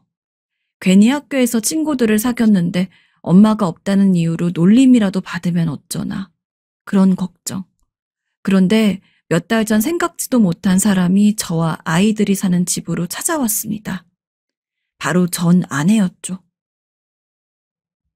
당신이 무슨 염치로 여기를 와? 당장 나가. 나 당신이랑 할 이야기 한마디도 없으니까. 이미 당신은 그날 집 나간 이후로 나랑 애들이랑은 연 끊긴 거야. 대체 뭘 이야기하려고 하는지 졸지에 무릎을 꿇고 앉은 아내에게 폭언을 쏟았습니다. 하지만 그런데도 마음이 풀리지 않아 계속 씩씩거렸죠. 제가 분을 감추지 못하고 있자 아내는 무릎을 꿇은 상태로 눈물을 흘렸습니다. 미안해. 이렇게 다시 찾아와서. 근데 나 정말로 후회하고 있어. 그때 그 사람 따라간 거. 나한테는 당신이랑 우리 애들밖에 없었는데. 이제 와서 그런 이야기 해봤자 소용없다니까? 나가. 당신한테 할 말이 있어. 제발 이 얘기만 들어줘. 하도 전 아내가 이 얘기만 들어달라 사정을 하자 어쩔 수 없이 들었습니다. 근데 그 얘기가 너무 기막히더라고요. 나 그 남자 아이가 생겨서 낳았어. 근데 애가 어린 나이부터 희귀병에 걸려가지고 지금 너무 아파. 수술을 꼭 해주고 싶은데 돈이 없어서 수술도 못 해주고 있어. 나 정말로 반성하고 있거든. 근데 당신과의 아이는 아니지만 그래도 내 뱃속으로 낳은 아이잖아. 병원비 3천만 원만 주면 애 수술시키고 나 다시 여기로 돌아올게. 지금 만약 그 이야기를 들었다면 턱도 없는 소리라고 하면서 아내를 내쫓았을 텐데.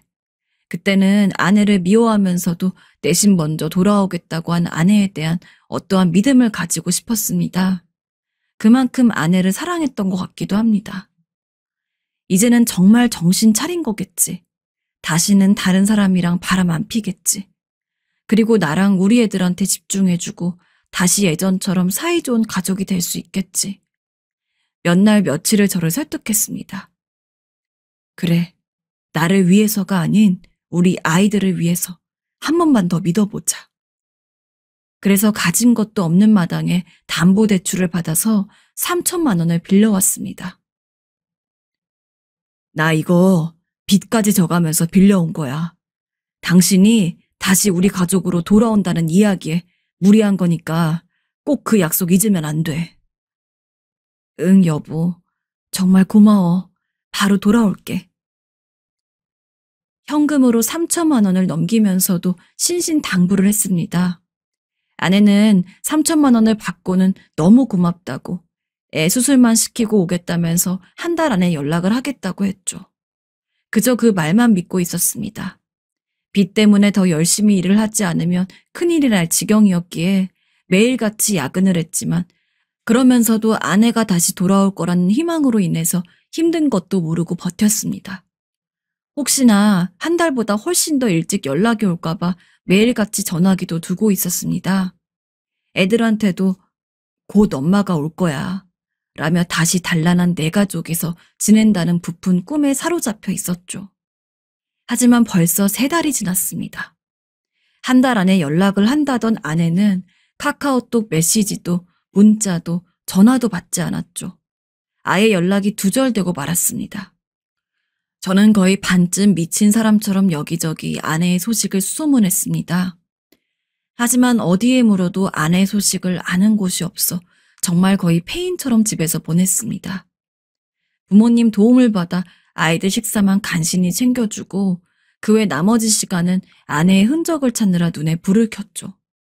진짜 심부름 센터에다가도 연락을 할까 싶었지만 일단 그건 최후의 보루로 남겨두고 어떻게든 제 힘으로 아내를 찾기 위해서 노력했습니다. 아내에게 배신당한 전적이 없었다면 그냥 급한 사정이 있어서 혹은 어쩔 수 없는 사정이 있어서 연락을 못하나 보다 싶었을 겁니다. 저는 아내를 정말로 마음 깊이 믿었으니까요. 하지만 전 이미 한 번 배신을 당한 몸이었습니다. 그것도 정말 생각지도 못했던 불륜이라는 이름으로 말이죠. 그런 이상 약속했던 시간이 훨씬 지났는데도 불구하고 연락을 안 한다는 건 결국 아내가 제가 빌려준 3천만 원을 들고 도망쳤다는 이야기밖에 되지 않았습니다. 그러다가 그저께 SNS를 뒤지다가 아내의 사진이 올라온 계정을 발견했습니다. 사진을 하나하나 훑어보니까 아내와 바람이 난 그 상간남의 계정이더라고요. 근데 저한테 돈을 빌린 그 시기에 상간남이 아내랑 여행을 간 사진을 잔뜩 올려놨습니다. 다른 사진들도 하나하나 살펴보았는데 SNS 하나로 확인을 할 순 없지만 아내가 상간남 사이에서 낳았다던 아이조차 없는 것 같았습니다. 정말 아직까지 속이 지옥불에 들끓는 느낌입니다. 제가 준 3천만 원은 분명 상간남과 여행 다니면서 다 썼겠죠. 이제는 더 이상 아내를 믿지 않습니다. 그 사람은 날 배신한 뒤에도 또 한 번 내 뒤통수를 쳤고 저도 이제는 아주 끝장을 보고 싶은 심정입니다. 근데 어떻게 복수를 해야 할지 모르겠어요. 그 상간남 SNS를 더 뒤져서 회사라도 찾아와가지고 깽판을 놔야 할지. 이렇게 화가 나는 와중에도 삶에 의욕이 없습니다. 아내랑 상간남 두 것들을 처리하고서 진짜 목이라도 메어 죽지 않으면 견딜 수가 없을 것 같아요. 불쌍한 내 아이들은 또 어떻게 해야 하나. 애들은 엄마 언제 오냐며 제 옷자락을 잡고 조르는데 차마 뭐라고 말할 수도 없고 미쳐버리겠습니다. 이대로 있다가는 정신병이라도 걸릴 것 같은 심정입니다. 제 이야기를 아는 유일한 친구 하나는 저보고 법적으로 대응하라고 하는데 이미 시간이 많이 지나서 그게 될지도 잘 모르겠고 제가 어떻게 해야 할까요? 정말 어떻게든 이 고통을 이길 수 있는 좋은 방법이 있다면 너무도 간절하게 알고 싶습니다. 남의 가정일에 끼는 건 아니라고 하는데 저는 원래 남의 일에 그렇게 관심을 갖는 편은 아니에요. 그런데 이번에는 저와 관련된 일이 되었기 때문에 어쩔 수 없이 관여하게 되었고 솔직히 저한테는 저런 일이 절대 일어나지 않길 바라면서 함께하게 되었답니다. 엄연히 우리 집안 일이라 어디다 말하기는 좀 그렇고 그래도 한편으로는 진짜 꽤나 큰 사건이었다고 생각되기 때문에 털어놓게 되었어요.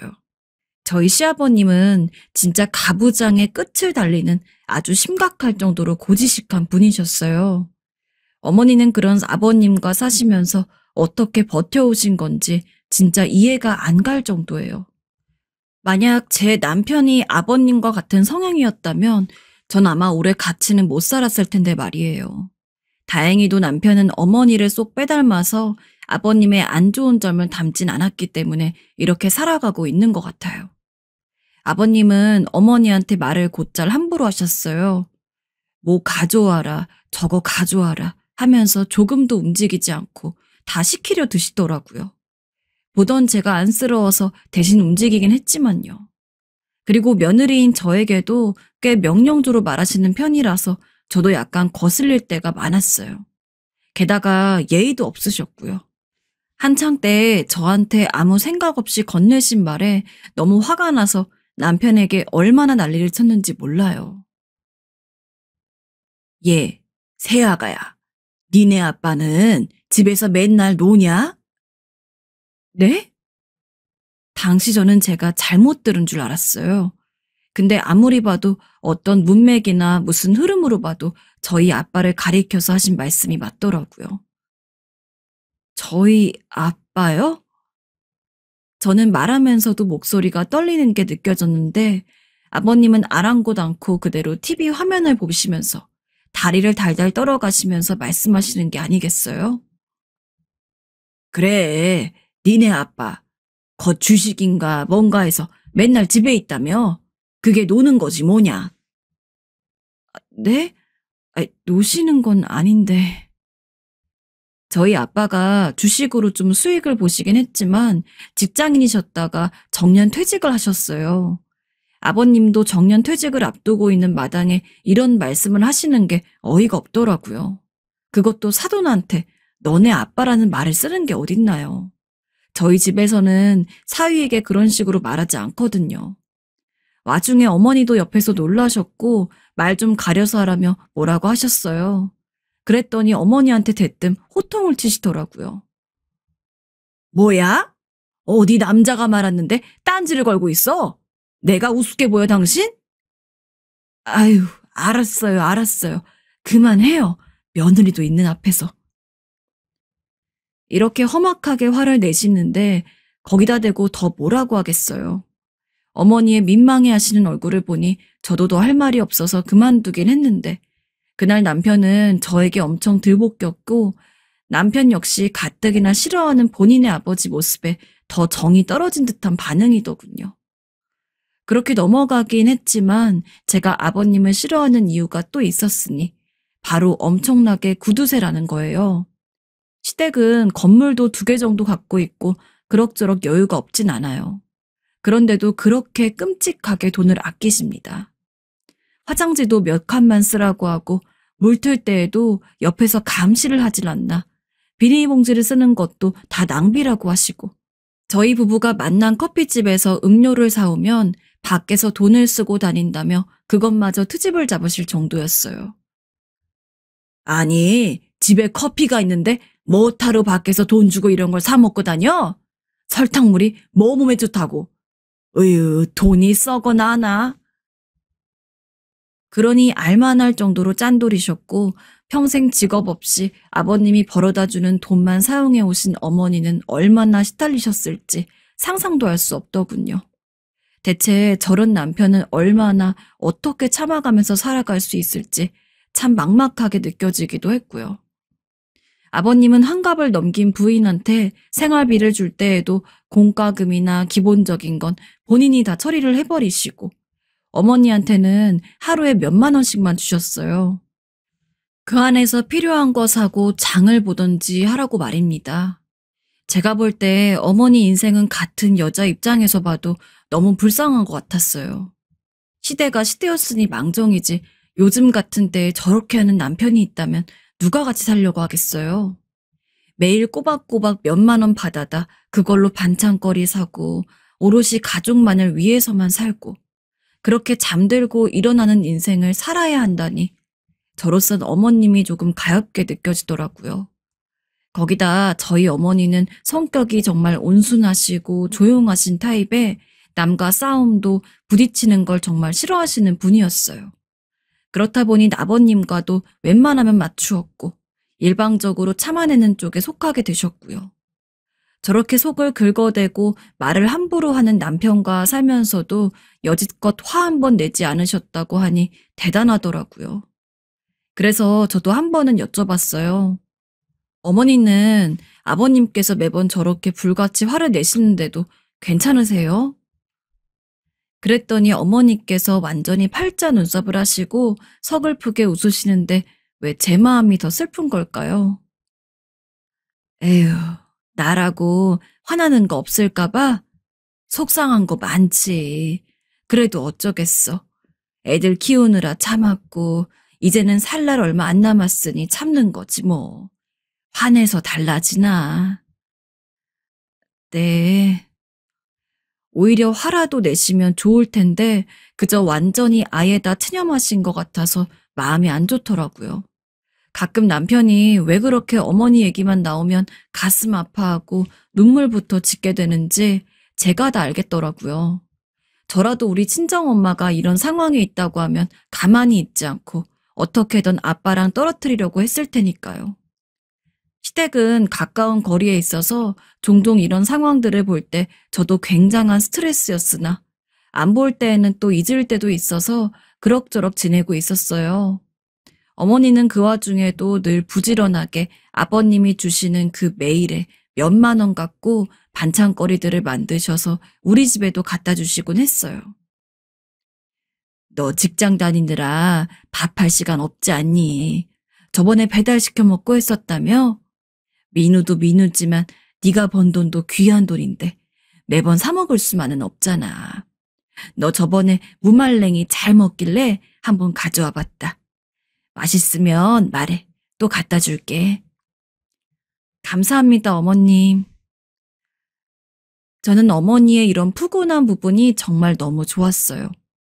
어머니 같은 분만 있다면 시집살이가 웬 말이냐 싶을 정도로 흡사 동네 따뜻한 아주머니 마냥 저에게 너무 잘해주셨거든요. 정말 어떤 부분에서도 며느리 혹은 우리 아들과 같이 사는 사람을 대하는 느낌이 들지 않았어요. 그냥 어떻게 친분이 생겨서 잘 지내는 사람을 대하듯 그렇게 늘 불편하게 하지 않으려고 연락도 잘 안 하시고 가끔 집에 있는지 확인하신 뒤 문 앞에 반찬만 놓고 쓱 사라지시는 그런 분이셨어요. 친구들도 니네 시어머니는 정말 성격 좋아 보이신다며 결혼식장에서 뵈었을 때에도 왠지 그런 느낌이 들었다고 할 정도였어요. 그만큼 인성도 좋으시고 순한 분이셨는데요. 그러던 어느 날 아버님도 정년 퇴직을 한다고 하셔서 가족들끼리 회사에 가서 축하도 해드리고 밥도 사드리고 했어요.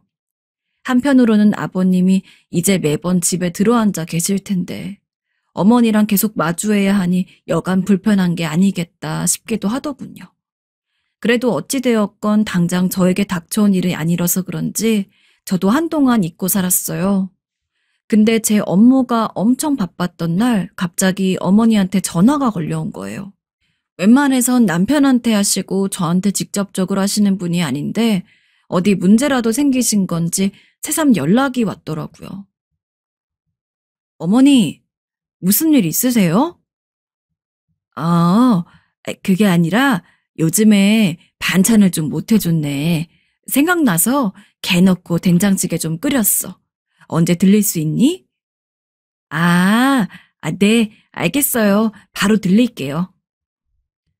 말씀 듣자마자 어머니 특유의 찌개 맛이 생각나면서 절로 군침이 고이더군요.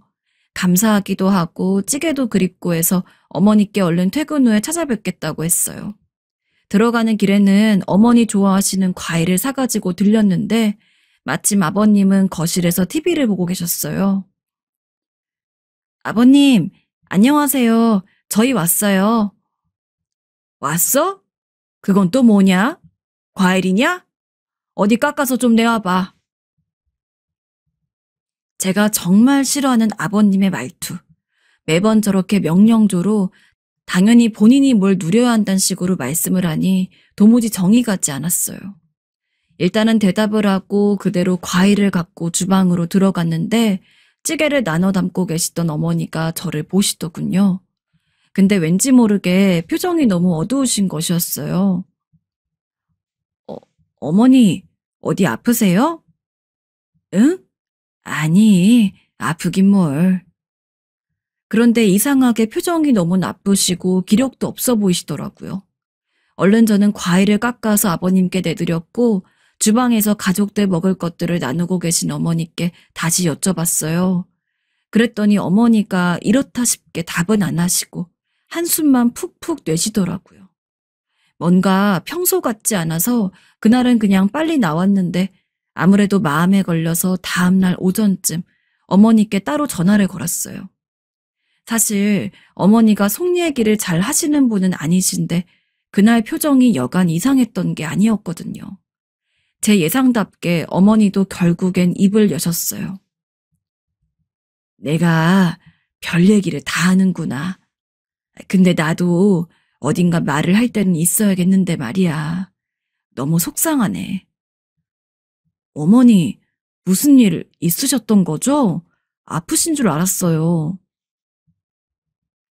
뒤이어 말씀을 하시는데 듣고 있자니 어느 정도 예상을 했던 일이긴 하지만 왜 이렇게 가슴을 옥죄듯이 답답한 걸까요? 화가 치밀어 오르다 못해 기가 막혀서 말이 안 나왔어요. 글쎄, 네 아버님이 집에만 있어서 그런지 잔소리를 어찌나 하는지 견딜 수가 없다 정말. 어제는 나보고 답답이라며 소리를 지르더니 내 머리를 한 대 치는 게 아니겠니? 네? 어머니를요? 저도 모르게 너무 크게 말해서 회사 사람들이 쳐다볼 정도였어요. 결국 다시 숨죽여서 여쭤봤는데 아버님은 말도 안 되는 잔소리를 어머니한테 하시면서 시비를 거시더니 음식들 맛이 다 간 것 같다며 한여름에 관리를 어찌하는 거냐고 짜증을 그렇게 내시더랍니다. 마침 그날 벽면 한쪽 전기가 다 나가서 에어컨도 안 되고 냉장고도 저리 상해버렸고 혼자 뻘뻘 땀 흘리며 음식들 빼내고 있던 어머니에게 말이에요. 같은 시간 내내 누워서 다른 벽면 선풍기를 쐬가며 핸드폰만 들여다보던 아버님이 할 말은 아니었나 봐요. 날 더우니 어머니도 엄청 예민해지셨고 그 상황에 맞받아쳐서 화를 내셨나 봐요. 그랬더니 아무리 그래도 그렇지 60이 넘은 부인 머리를 때리다니요. 아버님은 그 연세에 체격도 크시고 키도 크시고 손도 엄청 크고 두터운 편이에요.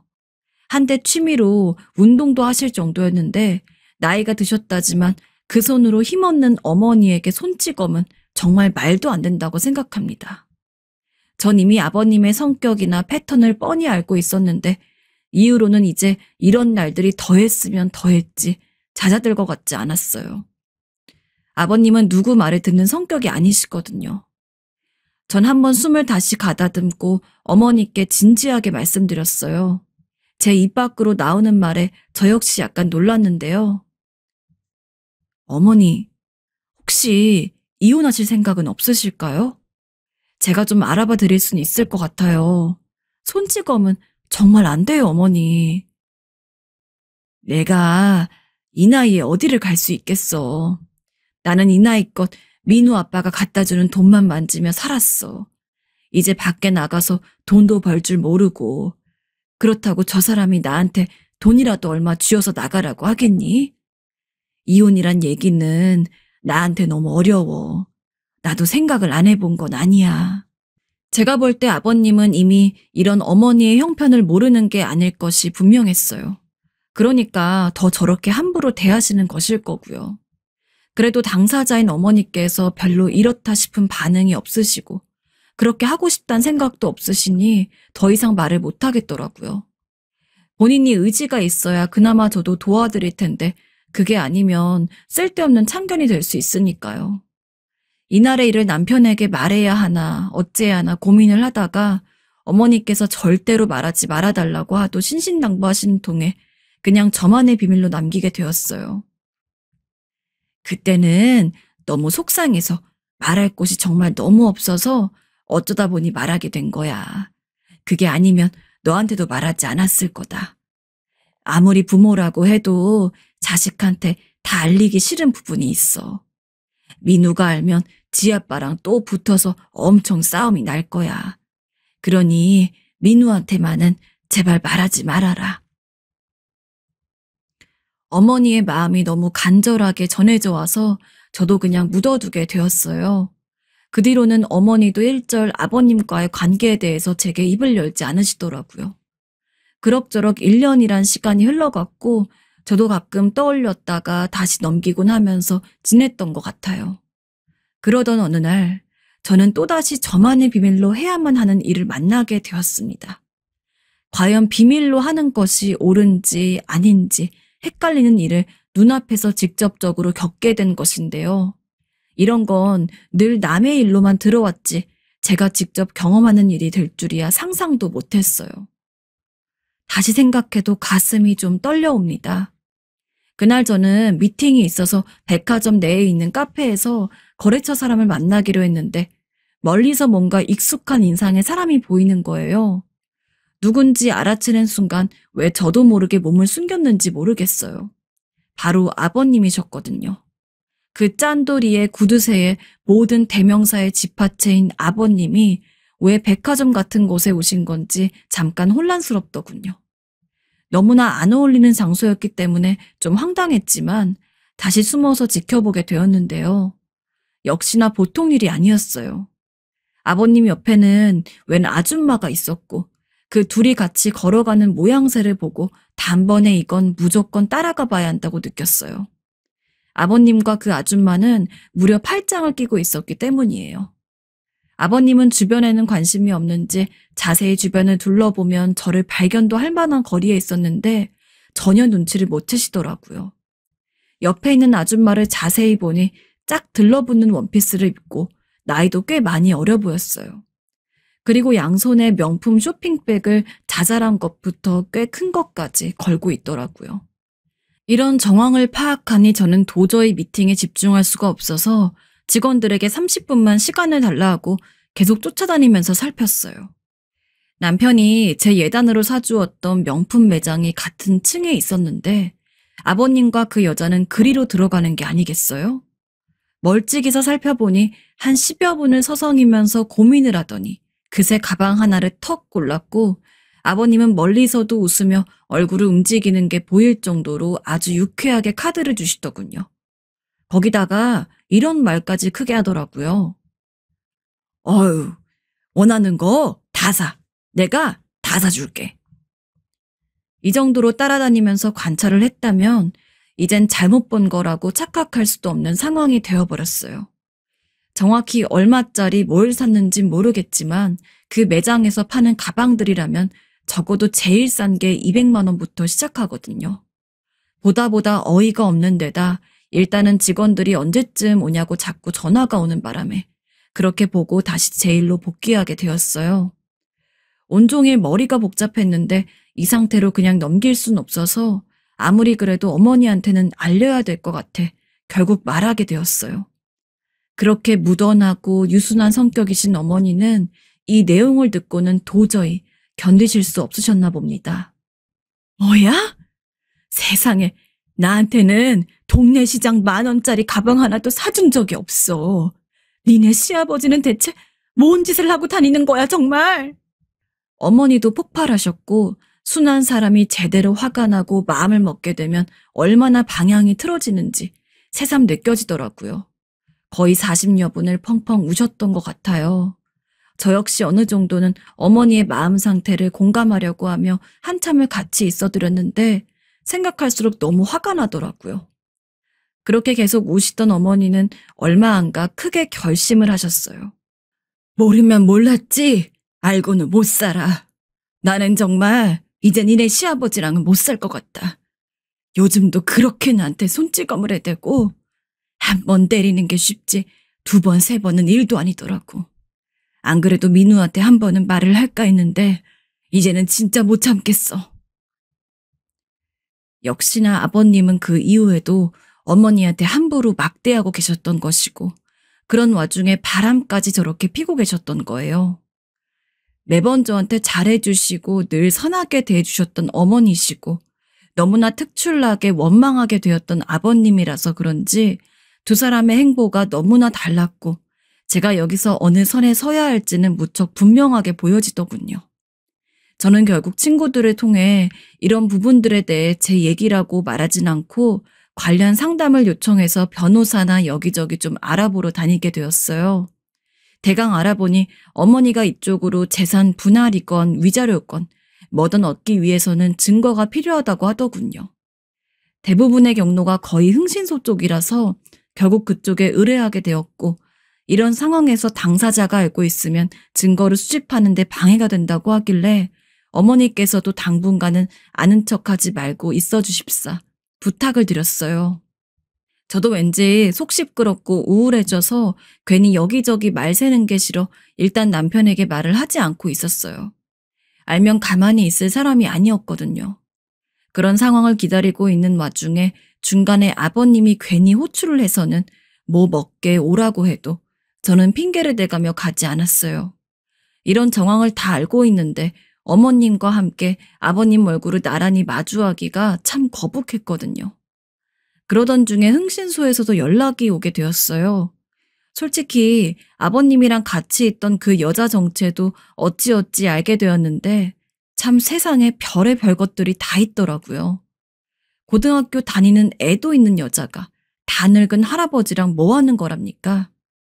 남편이랑 이혼도 사별도 안 했고 멀쩡히 같이 잘만 살고 있더라고요. 한창 아버님이 요 근래 집에만 있기 적적하고 다른 직장도 알아본다고 왔다 갔다 하셨다더니 웬 다단계 업체에 들어가셨나 봐요. 둘이 만난 장소는 그곳밖에 없더라고요. 어머니께서 모든 굴욕을 꾹 참고 아버님에게 꼬박꼬박 밥을 차려주면서 먹여가며 출근을 시켜놨더니 그 길로 가서 그 여자랑 만나고 돌아다닌 증거들이 낱낱이 찍혀서 돌아왔어요. 그렇게 한 장 한 장 날짜별로 모아진 사진들을 보고 결국 어머니는 참을 수 없으셨는지 그대로 주저앉아서 통곡을 하시는데 이때 저도 가슴이 찢어질 듯 괴로웠어요. 아무리 그래도 몇십 년을 함께 산 남편인데 이 사진들은 보지 않게 해드렸어야 했나 싶어 너무 죄송하더라고요.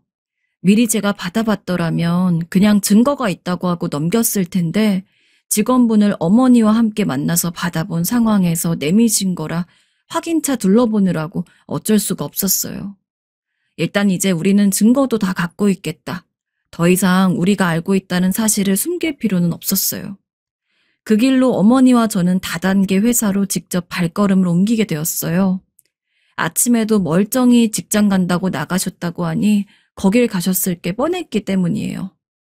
들어가서 문을 활짝 열었더니 웬 회사 같지도 않은 허름한 구조에 책상들만 진득이 붙어 있고 거기에서 놀란 눈에 아버님이 저와 어머니를 번갈아 쳐다보시더군요. 저는 그 옆에 나란히 앉아있는 여자, 눈이 땡그레져서 소리만 하고 있는 그 여자에게 직진했습니다. 그대로 저는 날쌔게 그 여자의 뺨을 있는 대로 세게 올려붙였어요. 동시에 어머니는 바로 옆 아버님 뺨을 냅다 세게 때리셨고요. 이 버러지 같은 인간이라고. 당신 같은 인간이랑 산 내 세월이 아주 후회됩니다. 착착 소리가 날카롭고 사납게 울려 퍼지는 그 공허한 사무실 안에서 옆에 있던 몇몇 직원 같은 사람들은 처음에 멍하니 있었어요. 이윽고 비명소리가 들리니 그제사 겨우 상황 파악을 하고 뭐 하는 거냐며 나가라고 하더군요. 저야 저대로 분노가 일어 참을 수 없었지만 매번 사람들과 마찰이 싫어 조용히만 지내시던 어머님이 아버님께 그렇게 대담한 행동을 하실지 몰랐어요. 그대로 아버님은 멍하니 의자에 앉아있고 저에게 얻어맞은 여자는 뺨을 감싸쥐고 아무 말도 못하고 연신 저와 어머니를 쳐다볼 뿐이었어요. 며느리라고는 바로 생각을 못했을 테고 아마 딸이라고 생각했던 것 같아요. 흥신소에서 알아낸 그 여자의 가정은 겉으로 볼 땐 아주 문제가 없고 건실해 보였는데 어찌어찌 남편의 직장도 알아내게 되었어요. 그러다 보니 연락처를 알아내는 것도 어려운 일은 아니더군요. 직접 마주하고 얼굴 보고 싶진 않았기에 그냥 그 연락처로 불륜 증거 사진을 잔뜩 보내주었어요. 본인 아내가 하고 다닌 짓을 보라고 말입니다.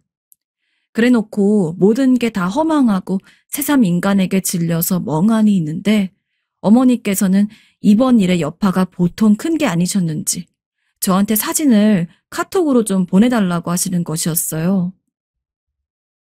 네, 어머니. 근데 이 사진들 어디 쓰시려고요? 내가 평생 네 시아버지랑 살면서 시댁 식구들한테 얼마나 시달리며 살았는지 아니? 그때는 그냥 참고 살았다. 이제는 못 참아.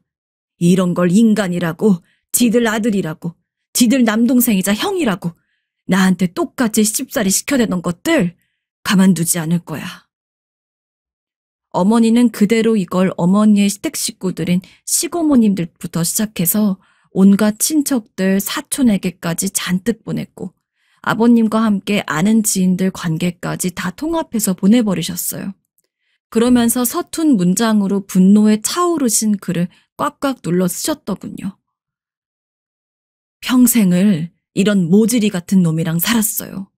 이제 이혼합니다. 이제 나는 해방이에요. 다시는 이런 쓰레기랑 상종하지 마세요. 그래야 편히 삽니다. 투박하면서도 어머니의 이 분노가 그대로 느껴져서 시원하기도 하고 가슴이 아프기도 했어요. 이렇게 해서 온 집안이 뒤집어지고 이혼을 하는 데에도 여러 가지 절차가 걸려 있고 아버님도 보통 다혈질이 아니신지라 순순히 협의는 안 되었어요. 그래서 어머니는 지금 저희 집에 계시면서 소송을 하고 계시는 중인데 일이 쉽게 풀리지 않아서 답답하긴 하지만 어머님 무척 편안해 보이십니다. 나 이제 나도 내가 좋아하는 거 하면서 살 거야. 나 그래도 되잖아. 안 그래? 그럼요.